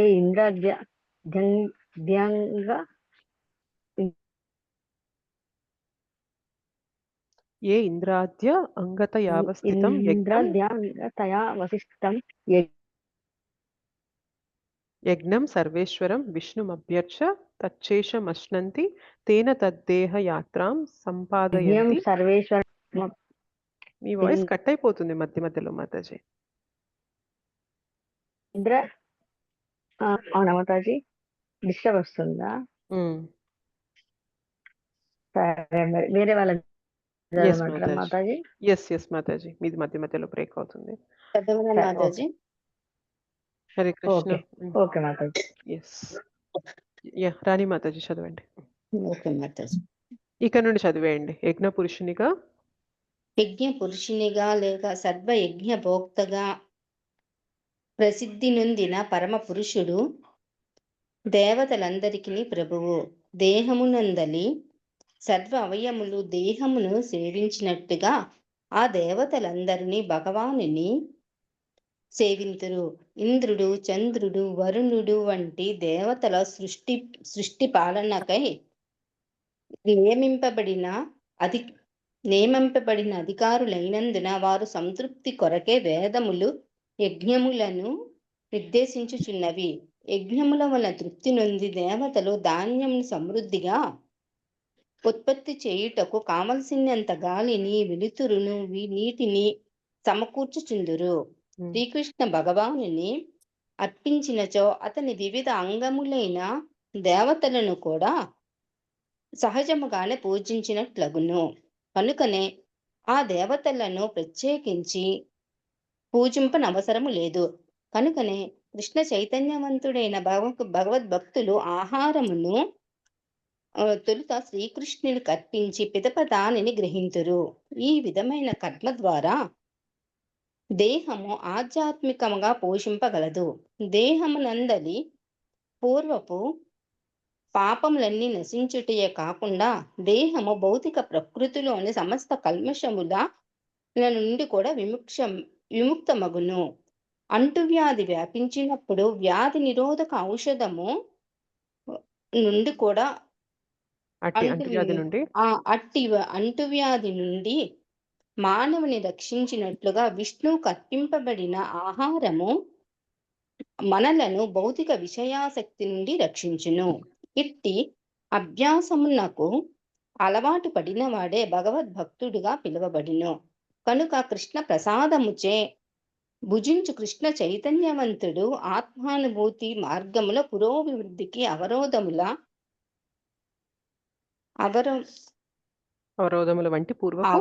వంటి పూర్వపు పాప ప్రతిక్రియలన్నింటినీ నశింప చేసుకొనును. ఈ విధముగా చేయని వాడు పాప భారమును క్రమముగా పెంచుకొని పోవుచుండును. అవి అతనిని భవిష్యత్తు జీవితమున పాప ఫలములను అనుభవించుటకును హీనమైన సునకములు దేహములను తయారు చేసుకొనుచుండును. వాస్తవమునకు ఈ భౌతిక జగత్తు కల్మషములతో నిండి ఉన్నట్టిది.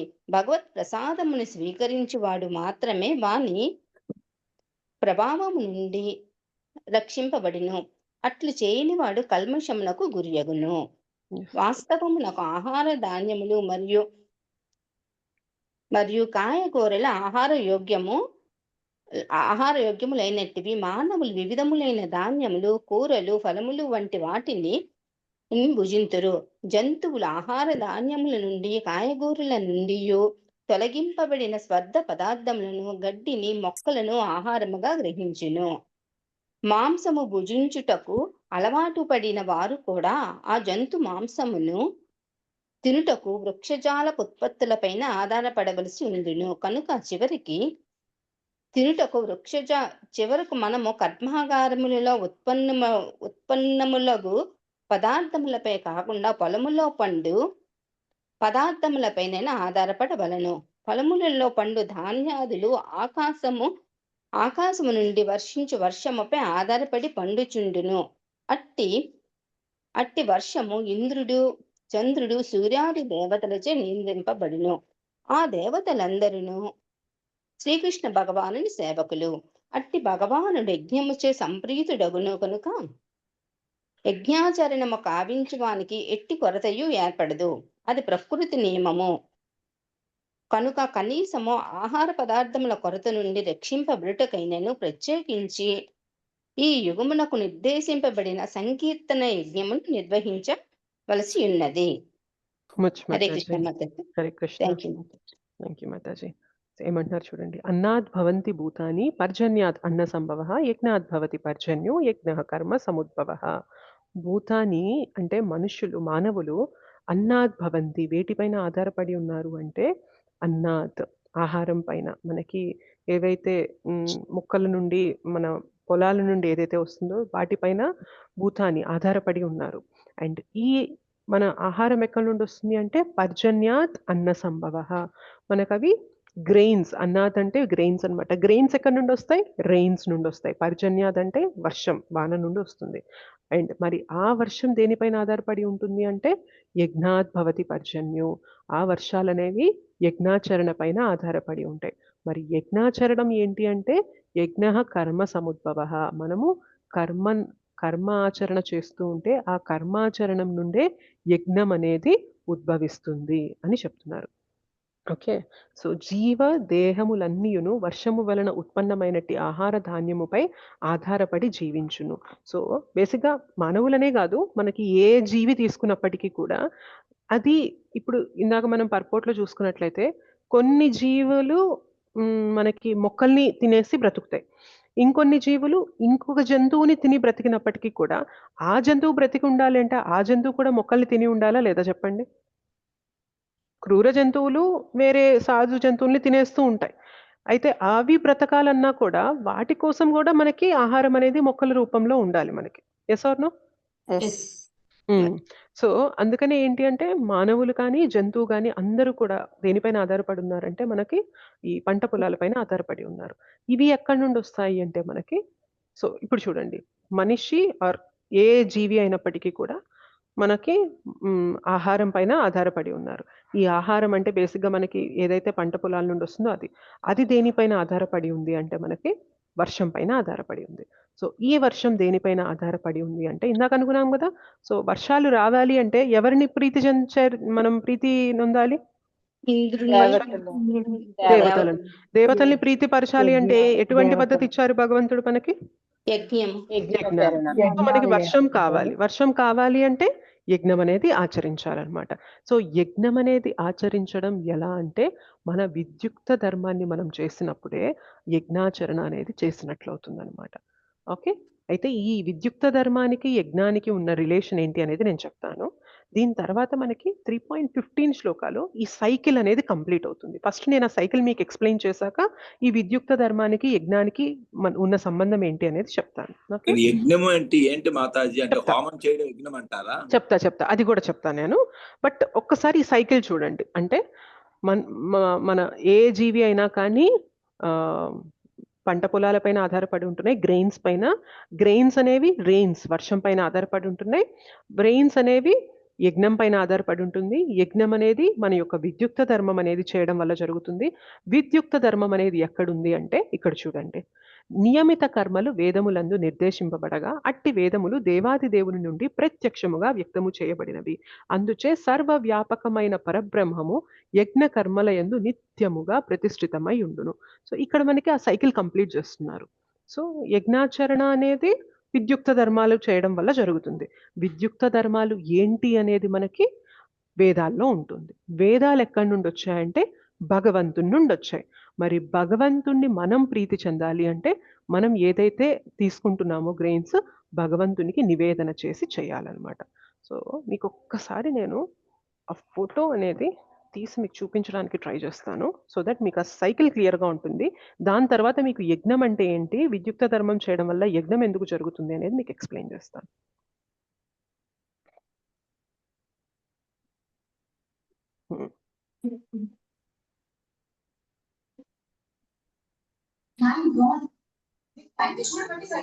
హరే కృష్ణ, మ్యూట్లో ఉండండి. రాధికా మాతాజీ మ్యూట్లో ఉండాలి.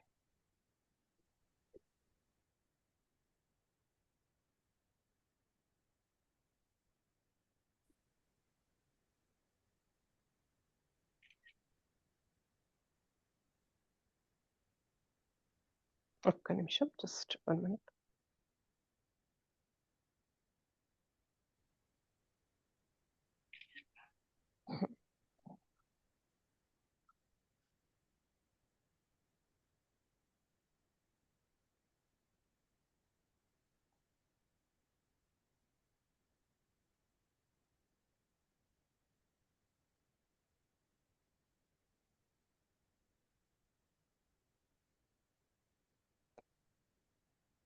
నా స్క్రీన్ కనిపిస్తుందా మీకు? ఇప్పుడు చూడండి. సో భగవంతుడు మనకి వేదాలనేవి ఇచ్చారు. సో ఈ వేదాలలో మనకి మన విద్యుక్త ధర్మాలు ఏంటి, మన గుణ కర్మల ప్రకారం మనం విద్యుక్త కర్మ ఏం చేయాలి అనేది వేదాల్లో ప్రిస్క్రైబ్ చేయబడింది అనమాట. సో వేదాల ద్వారా మన యొక్క విద్యుక్త ధర్మం ఏంటి అనేది తెలుస్తుంది. అవి మనం ఆచరించగా యజ్ఞం అనేది చేసిన వారం అవుతాం అన్నమాట. సో యజ్ఞం చేసినప్పుడు ఏమవుతుంది, మనకి పర్జన్య వర్షం అనేది కలుగుతుంది.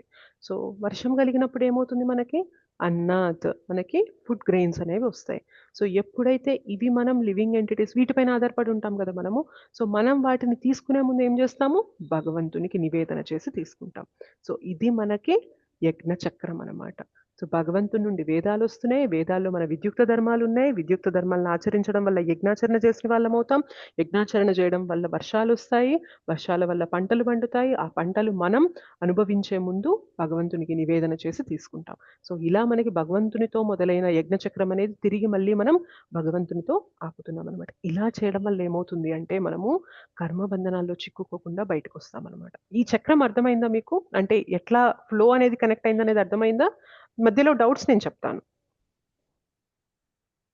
Yes no? Okay okay.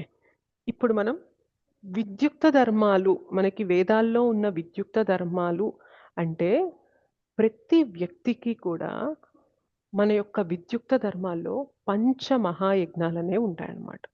Okay. So ఒకటి ఏంటి అంటే దేవతలకి చేసే యజ్ఞం, అది ఫైర్ సాక్రిఫైస్ అన్నమాట. సో ఫస్ట్ పంచమహాయజ్ఞాలు ఏంటి అనేవి చూద్దాం. దేవతలకు చేసే యజ్ఞం, పితృలకు చేసే యజ్ఞం, ఇతర భూతాలకు చేసే యజ్ఞం, అండ్ మన అతిథులకు చేసే యజ్ఞం. ఓకే. అండ్ ఇంకొక యజ్ఞం ఋషులకు చేసే యజ్ఞం ఉంటుంది. ఓకే. ప్రతి ఒక్క వ్యక్తి కూడా ఈ పంచమహాయజ్ఞాలు అనేవి ఖచ్చితంగా ఆచరించాలి. ఓకే. సో ఏమేంటివి అవి? దేవీ దేవతలకి సంతృప్తి పరచడానికి చేసే యజ్ఞం దేవయజ్ఞం. ఓకే. పితృయజ్ఞం మన యొక్క పితృలను సంతృప్తి పరచడానికి చేసింది. ఎందుకంటే మనకి ఇవాళ ఈ శరీరం వచ్చింది అంటే వారి యొక్క అనుగ్రహం కూడా మన పైన ఉంది కాబట్టి, వారి వంశంలో మనం జన్మ తీసుకున్నాం కాబట్టి, వారికి మనం రుణపడి ఉంటాం కాబట్టి పితృయజ్ఞం ఒక యజ్ఞం. ఓకే. ఇంకొకటి ఋషి యజ్ఞం. ఋషి యజ్ఞం అంటే మనం ఏ విధంగా బ్రతకాలి, ఎలా బ్రతికితే మన జీవితం ఉద్ధరింపబడుతుంది అనేది ఎంతో మంది ఋషిమునులు మనకి ఎన్నో శాస్త్రాలు అనేవి ఇచ్చారు కాబట్టి ఆ శాస్త్రాలని చదవడం అనేది ఋషి యజ్ఞం అన్నమాట. ఓకే. సో పితృయజ్ఞంలో ఏం చేస్తాం మనము పిండ ప్రదానం అనేది చేస్తూ ఉంటాము. తర్పణాలు అనేవి ఆఫర్ చేస్తూ ఉంటాం మన పితృలకి. అదంతా కూడా పితృయజ్ఞం కింద వస్తుంది. ఋషి యజ్ఞం కింద ఋషులు ఎంతో కష్టపడి మన ఉద్ధారం కోసం వారిచ్చిన శాస్త్రాలనేవి చదవడం, స్వాధ్యాయ చేయడం అనేది ఋషి యజ్ఞం కింద వస్తుంది. ఇంకొక యజ్ఞం ఏంటి అంటే మనకి భూత యజ్ఞం. ఇతరులకి మనం వీలైనంత సహాయం చేసి, మనం ఇవాళ జన్మ తీసుకుంటున్నామంటే మనంతట మనం బ్రతకలేం కదా! చాలా మంది యొక్క సహకారం ఉంటేనే మనం బ్రతకగలుగుతాం కాబట్టి ఇతర భూతాలకి కూడా మనము రుణపడి ఉంటాం. అది భూత యజ్ఞం. సో అది ఏంటి అంటే అది ఒకసారి చెప్పండి మాతాజీ. ఇతర భూతాలు కన్నా మనం ఒకసారి ఇతర clarify భూత చేయండి. అంటే బేసిక్‌గా ఏంటి భూత అంటే ఒక ఆత్మకి శరీరం కలిగి ఉందనుకోండి, దాన్ని భూత అంటారు. సో ఇతర ప్రాణుల పైన కూడా మనం ఆధారపడి ఉంటాం కాబట్టి వారికి కూడా మనము రుణపడి ఉంటాం. భూత యజ్ఞం అనేది చేస్తారు. అందుకే ఒకప్పటి కాలంలో ఒక గృహస్థు ఏం చేసేవారంటే, ఆయన ఏదైతే వండుకొని తినే ముందు వీధిలోకి వెళ్ళి పిలుస్తారంట. సో నేను ఆహారం సిద్ధంగా ఉంది, ఎవరైనా వస్తారా భోజనానికి? ఆహారం సిద్ధంగా ఉంది, రండి భోజనానికి, ఆహారం సిద్ధంగా ఉంది, రండి భోజనానికి అని చెప్పి బయటికి వెళ్ళి పిలుస్తారంట. ఎవరు వస్తే వారికి ఫస్ట్ పెట్టాకే ఈయన తినాల్సి ఉంటుందన్నమాట. సో ఇవన్నీ మనకి తెలియని కూడా తెలియదు ఇప్పుడు. But this is the process. Okay. So దేవత దేవతా హరే యజ్ఞం. కృష్ణ మాతాజీ. హరే కృష్ణ మాతాజీ. మాతాజీ భూత యజ్ఞం అంటే ఆత్మకు శరీరం కలిగి ఉండటం మాతాజీ. భూత అంటే అని పేరు వచ్చినప్పుడు ఎప్పుడైనా కానీ ఆత్మ ప్లస్ శరీరం కలిసినప్పుడు వారిని భూత అని చెప్పి పిలుస్తాం అనమాట. సో బేసిక్గా భూత అంటే ఏంటంటే ఇతర జీవరాశులు అంతే. అంటే మనము మన ఆత్మ శరీరంతోనే కలిసి ఉంటాం కదా ఆ, మాతాజీ. మనం కూడా ఒక భూత కిందకే వస్తాం, కానీ మనము ఇతర భూతాల పైన ఆధారపడుతున్నామని అర్థం ఏంటి అంటే ఇతరుల అంటే కేవలం మానవుల పైన మాత్రమే కాకుండా జంతువుల పైన వాటి పైన కూడా మనం ఏదో విధంగా ఇవన్నీ సమన్వయంలో ఉండడం వల్ల మనం బ్రతుకుతున్నాం కాబట్టి ప్రతి ఒక్కరి పైన కూడా మనం ఆధారపడి ఉన్నాం కాబట్టి వారికి కూడా రుణపడి ఉంటాము. ఓకే. సో ఇతర భూతాలు అన్నప్పుడు అన్ని లివింగ్ ఎంటిటీస్ వచ్చేస్తాయి అన్నమాట. అక్కడ అన్ని జీవరాశులు వచ్చేస్తాయి అక్కడ. ఓకే. అండ్ దీంతో పాటు ఏంటి అంటే అతిథి యజ్ఞం. సో మన ఇంటికి వచ్చిన అతిథికి చక్కగా మనము సత్కారం చేసి వారి యొక్క ప్రీత్యార్థం మంచి మాటలు చెప్పి మనం ఇవ్వగలిగినంత వాళ్ళకి మంచిగా అతిథి సత్కారం చేసుకోవడం అనేది అది కూడా మన యొక్క జీవనంలో మనకి ఏదైతే విద్యుక్త ధర్మాలు ఉన్నాయో అది కూడా ఇంక్లూడ్ అయి ఉందన్నమాట. సో దేవతా యజ్ఞం, ఋషి యజ్ఞం, పితృయజ్ఞం, భూత యజ్ఞం అండ్ అతిథి యజ్ఞం. ఓకే. అయితే దేవతా యజ్ఞం అనేది బ్రాహ్మణుడు మాత్రమే చెయ్యాలి. ఓకే. దేవతా యజ్ఞంలో ఏంటి అంటే ఫైర్ సాక్రిఫైస్ అన్నమాట. లిటరల్ గా అది మనం అగ్ని ముందు కూర్చొని మనం ఏదైతే ఆహుతి అర్పిస్తూ ఉంటామో అది దేవతా యజ్ఞం కింద వస్తుంది. అది అందరూ చేయలేరు, కేవలం బ్రాహ్మణులు మాత్రమే చేయగలరు. కానీ మిగిలిన 4 యజ్ఞాలు ఉన్నాయి చూసారా, పితృయజ్ఞం, ఋషి యజ్ఞం, భూత యజ్ఞం అండ్ అతిథి యజ్ఞం. ఈ 4 మాత్రం ప్రతి ఒక్కరు కూడా చేయాల్సిందే. అవునా కదా? చెప్పండి. ఇప్పుడు మనం బ్రతుకుతున్నామంటే మన పితృలపైన ఆధారపడుతున్నాం, ఇతర భూతాలపైన ఆధారపడుతున్నాం. అతిథి మర్యాద అనేది చేసుకోవడం అనేది మన యొక్క ధర్మం అనేది ఒకటి ఉంటుంది. అండ్ దాంతో పాటు మనం ఇంకా ఋషుల పైన కూడా వారు ఏదైతే జ్ఞానాన్ని ఇచ్చారో అది మన కోసం ఇచ్చారు కాబట్టి వారికి కూడా రుణపడి ఉన్నాం. సో ఈ 4 అనేది ప్రతి ఒక్కరు చేయాల్సి ఉంటుంది అనమాట. అంటే మాతాజీ ఋషులు అంటే గురువులు కూడా వస్తారు కదా మాతాజీ. గురువులు అని కాదు, కానీ మనకి ఋషులు అన్నమాట. ఎవరైతే మనకి శాస్త్రాలు అనేవి ఇస్తున్నారో, మనకి ఏదైతే స్వాధ్యాయ చేసి మన జీవితం ఎలా బ్రతకాలి అని చెప్తున్నారో వారు మనకి ఋషుల కింద చెప్తారన్నమాట. అంటే వాళ్ళ బుక్స్ మనం చదవాలి అక్కడ. ఎస్ మాతాజీ. ఓకే. మాతాజీ మళ్ళీ చెప్పరా మాతాజీ? దేవతా యజ్ఞం, పితృయజ్ఞం, ఋషి యజ్ఞం, భూత యజ్ఞం, అతిథి యజ్ఞం.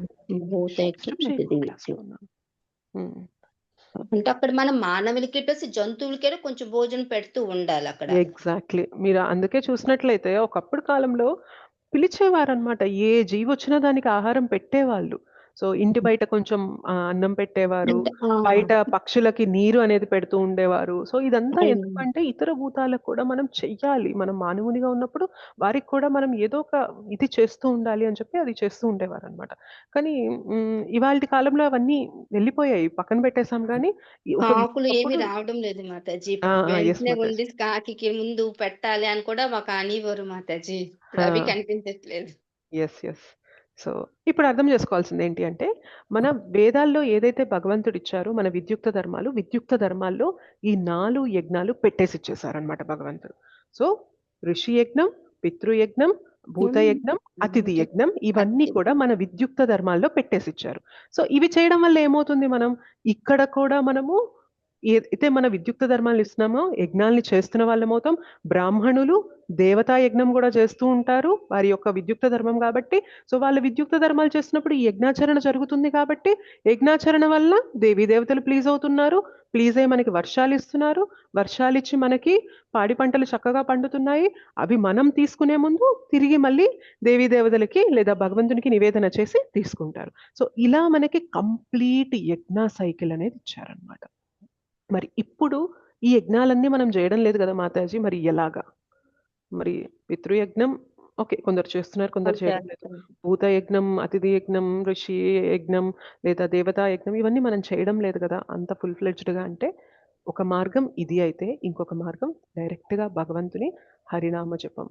సో భగవంతుడిచ్చిన భక్తి మార్గాన్ని పట్టుకున్నప్పుడు ఏమవుతుంది అంటే ఇవి అన్నీ కూడా మనం ఇంప్లిమెంట్ చేసిన వాళ్ళం అయిపోతున్నాం.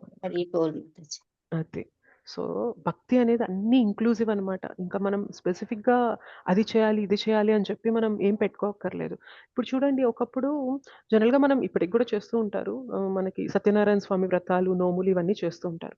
సో అలా చేసినప్పుడు ఏం చేస్తాము, ఇంటికి 10 మందిని మనం భోజనానికి పిలుస్తూ ఉంటాం, వారిని అతిథులుగా స్వీకరించి మంచిగా మనం అతిథి సత్కారం చేస్తూ ఉంటాం, వారిని తృప్తిపరుస్తూ ఉంటాం. సంతృప్తి పరిచేది వాళ్ళు సంతోషంగా మన ఇంటి నుండి వెళ్ళినప్పుడు మనకి హ్యాపీగా అనిపిస్తుంది అనమాట.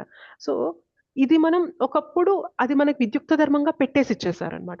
ఇప్పుడు మనం భక్తిలోకి వచ్చినప్పుడు మనం ఏం చేస్తున్నాము, సో మధ్య మధ్యలో మనకి పుట్టినరోజులు కానీ, మన పెళ్లి రోజు కానీ, మన ఇంట్లో ఏదన్నా మంచిగా గృహప్రవేశం చేసుకున్నప్పుడు కానీ ఏం చేస్తాం, భక్తుల్ని పిలుస్తున్నాం, సంకీర్తన చేస్తున్నాం, వాళ్ళందరికీ హరికథ వినిపిస్తున్నాం, అక్కడ భగవత్ ప్రసాదం పెడుతున్నాం, అక్కడ కూడా మనం అతిథి సత్కారం అనేది చేస్తూ ఉన్నాం అనమాట. సో తెలియకుండా మనం భక్తి చేస్తున్నప్పుడు ఏవేవైతే మనం రుణపడిపోయి ఉన్నామో వారందరినీ కూడా సంతృప్తి పరిచేస్తున్నాం అనమాట. అందుకని భక్తి చేసినప్పుడు అన్నీ కూడా సుభిక్షంగా ఉంటాయి. సో ప్రతి ఒక్కరు కూడా భక్తిని ఆచరిస్తూ ఉంటే దేవీ దేవతలు ప్లీజ్ అయిపోతారు.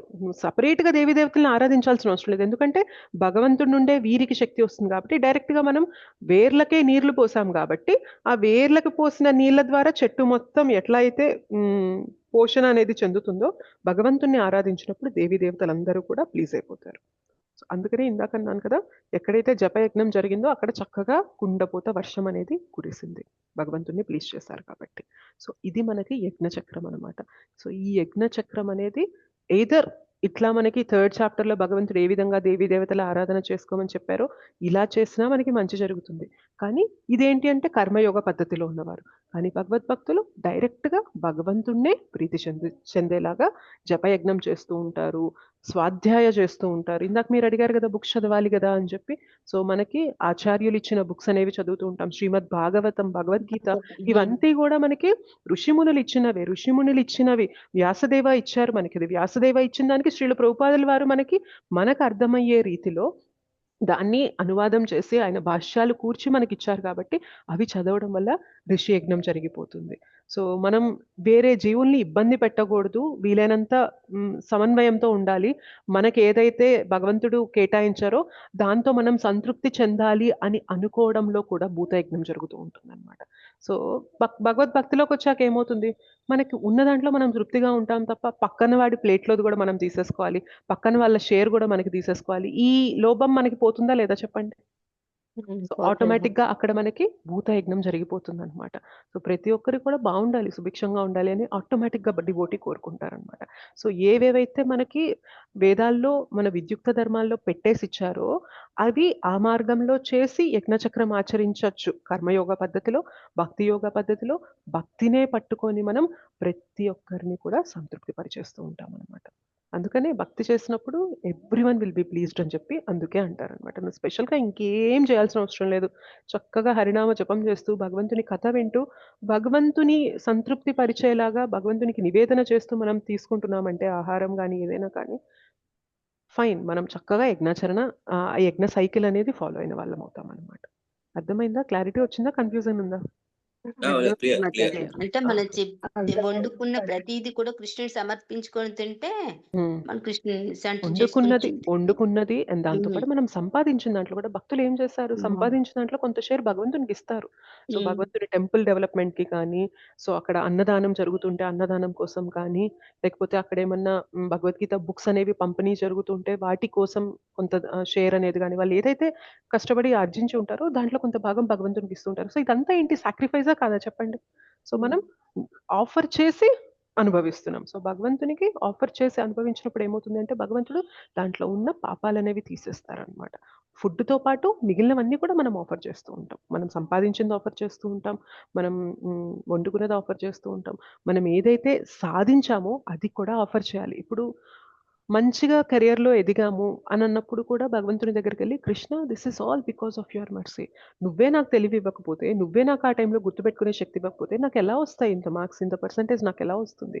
సో ఇది నీ కృప వల్లనే నేను చేయగలిగాను అని ఎళ్లి చెప్పడం కూడా మనం భగవంతునికి ఆఫర్ చేయడమే అవుతుందనమాట. అవునా కదా చెప్పండి? అంటే దాన్ని మనం ఎలా ఆఫర్ చేస్తాం? మన మనస్సులో భావం ద్వారా ఆఫర్ చేస్తున్నాం అక్కడ. యెస్. కొన్ని మనం ఫిజికల్‌గా ఆఫర్ చేయగలం, కొన్ని మనం భావంతో ఆఫర్ చేయగలం. సో ఈ రెండిటిని ఇలా చేయడం వల్ల ఏమవుతుంది అంటే మనం భగవంతునికి కట్టుబడి ఉంటున్నాం. ఈ యజ్ఞాచరణ అనేది చక్కగా చేస్తున్న వాళ్ళం అవుతున్నాం అనమాట. ఓకేనా? క్లియర్ అయిందా? సో ఈ చాప్టర్స్ కొంచెం అంటే మనకి కర్మయోగ ప్రకారం ఉంటాయి కాబట్టి కొంచెం మనకి కష్టం అనిపించవచ్చు. బట్ స్టిల్ అందుకనే నేను కర్మయోగ పద్ధతిలో ఎలా చెప్తున్నారో ఆఫ్‌లో కూడా చెప్తున్నాను. భక్తులు వీటిని ఎలా అన్వయించుకోవాలి అనేది కూడా చెప్పడానికి ప్రయత్నం చేస్తున్నాను. సో కన్‌ఫ్యూజన్ అయితే పడొద్దు. సో దేవీ దేవతల ఆరాధన అనేది కర్మయోగులకు చెందింది. కానీ భక్తి మార్గంలో ఎస్పెషల్లీ మనం ఈ క్లాస్ భక్తి యోగ పద్ధతిని అవలంబిస్తున్న మనం వీటి నుండి ఏం నేర్చుకోవాలి అనేది కూడా మనం తెలుసుకోవాలి. దేవీ దేవతల ఆరాధన చేయమని ఇక్కడ భగవంతుడు చెప్పడం లేదు. డైరెక్ట్‌గా భగవంతుడిని తెలుసుకోగలిగినట్లయితే you directly come to Krishna. అది మనకి 9th చాప్టర్‌లో, 7th చాప్టర్‌లో రివీల్ చేస్తూ ఉంటారనమాట. ఓకేనా? సో మనం ఇంకా ఇనీషియల్ చాప్టర్స్‌లో ఉన్నాం కాబట్టి కృష్ణ డైరెక్ట్‌గా ఖండించలేదు. ముందుకెళ్ళే కొద్దీ చెప్తారనమాట. డైరెక్ట్‌గా నా దగ్గరికి రా. నా దగ్గరికి రావడం వల్ల నువ్వు ఇంకా బెనిఫిట్ పొందుతావు. నీ కోరికల్లో పవిత్రీకరణ జరుగుతూ ఉంటుంది. సో అది మనకి తర్వాత చాప్టర్స్‌లో రివీల్ చేస్తూ ఉంటారనమాట. సో 2 కాంటెక్స్‌లో అర్థం చేసుకోండి. ఓకేనా? క్లియర్ అయిందా? Yes Mataji. Thank you so much Matajis. Next shlokas అనేవి నెక్స్ట్ 3.21 ఉంటుంది. సో 21 కూడా ఏం చేద్దామంటే 16, 17 ఇప్పుడు 15 దాకా చూసాం కదా. సో 16, 17, 18, 19, 20 ఒకసారి ఏం చెప్తున్నారో చూసి 21 చూద్దాం. ఓకేనా? మీకు ఇలా ఓకేనా? చదువుతున్నా మాతాజీ. లేదంటే కంటిన్యూ చదువుతున్నా మాతాజీ. ఆ కంటిన్యూ శ్లోకాస్ చదువుతున్నాం ఆగినవి మాతాజీ. అలా చదివితే కొంచెం అర్థం అవుతుంది కదా మాతాజీ, అందుకు. అర్థం కాలే నాకు. ఇప్పుడు నేను నెక్స్ట్ అంటే క్లాస్‌లో మీరు 16 నుండి వెళ్దాం అంటున్నా. ఓకే. అంటే ఈ మధ్యలో గ్యాప్ ఉన్న శ్లోకాలు కూడా మేము చదివినప్పుడు చదువుతున్నాం మాతాజీ. కొంచెం ఓకే. అవే కాకుండా అప్పుడు అర్థమవుతదని. యెస్. చదవాలి. అంటే 108 శ్లోకాస్ అక్కడక్కడ ఒక్కొక్కటి తీసామనుకోండి మీకు ఫ్లో అర్థం కాదు కాబట్టి నేను మధ్యలో అది అర్థమవుతుంది అన్న ఇదిలో మీకు అవి కూడా ట్రాన్స్లేషన్ చదివి కనెక్ట్ చేస్తున్నాను. సో దట్ మీ కాంటెక్స్ట్ అనేది క్లియర్‌గా ఉంటుంది అని. ఓకేనా? సో మన క్లాస్ థీమ్ ఏంటంటే 108 శ్లోకాస్ డిస్కస్ చేసేసుకోవాలి. బట్ నాకు అనిపించింది 108 శ్లోకాస్ డిస్కస్ చేయడంతో పాటు మధ్యలో ఉన్న శ్లోకాస్‌ని కూడా కనెక్ట్ చేస్తే ఆ 108 శ్లోకాస్ యొక్క ఇంపార్టెన్స్ అనేది ఇంకా ఎక్కువ తెలుస్తుంది అని చెప్పి. ఓకేనా? థాంక్యూ మాతాజీ. మేబీ ఇలా వెళ్ళడం వల్ల కొంచెం స్లో అవ్వచ్చు కానీ బట్ దట్స్ ఫైన్. మనం చక్కగా 3rd చాప్టర్ ఏం చెప్పారు కృష్ణ అనేది కూడా ఓవరాల్‌గా అర్థమవుతుంది కదా. అది బాగుంటుంది కదా.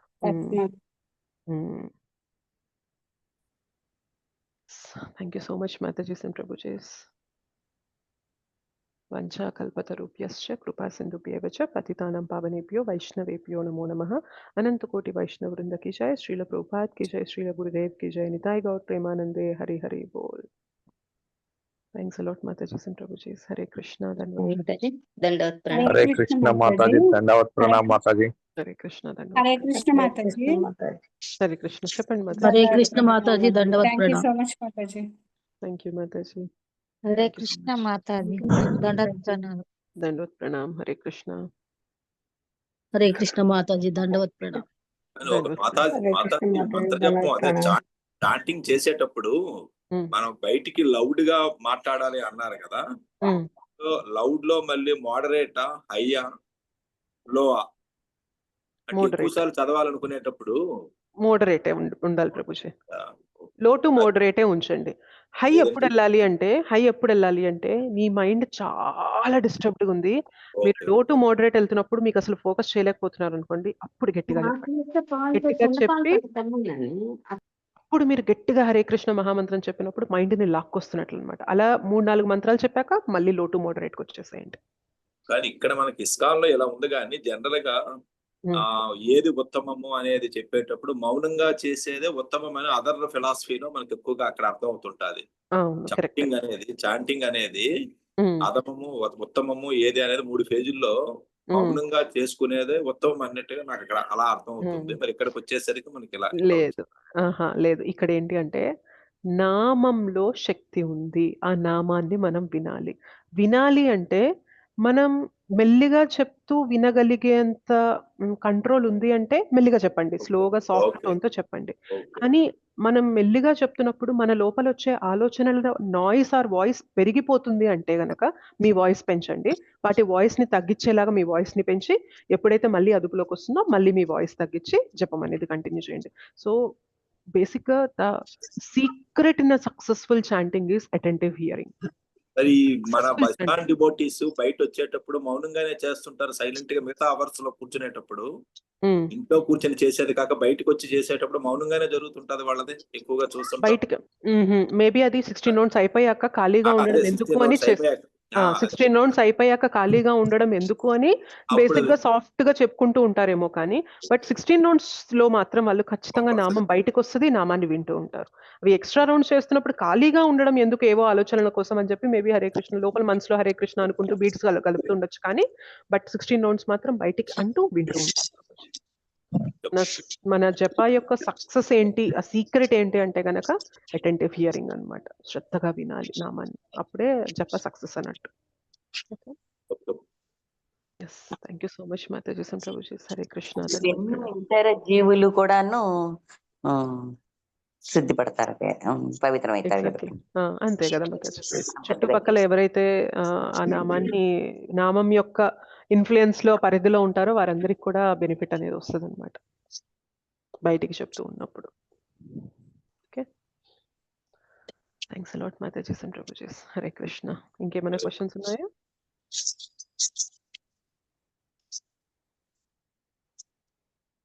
ఓకే.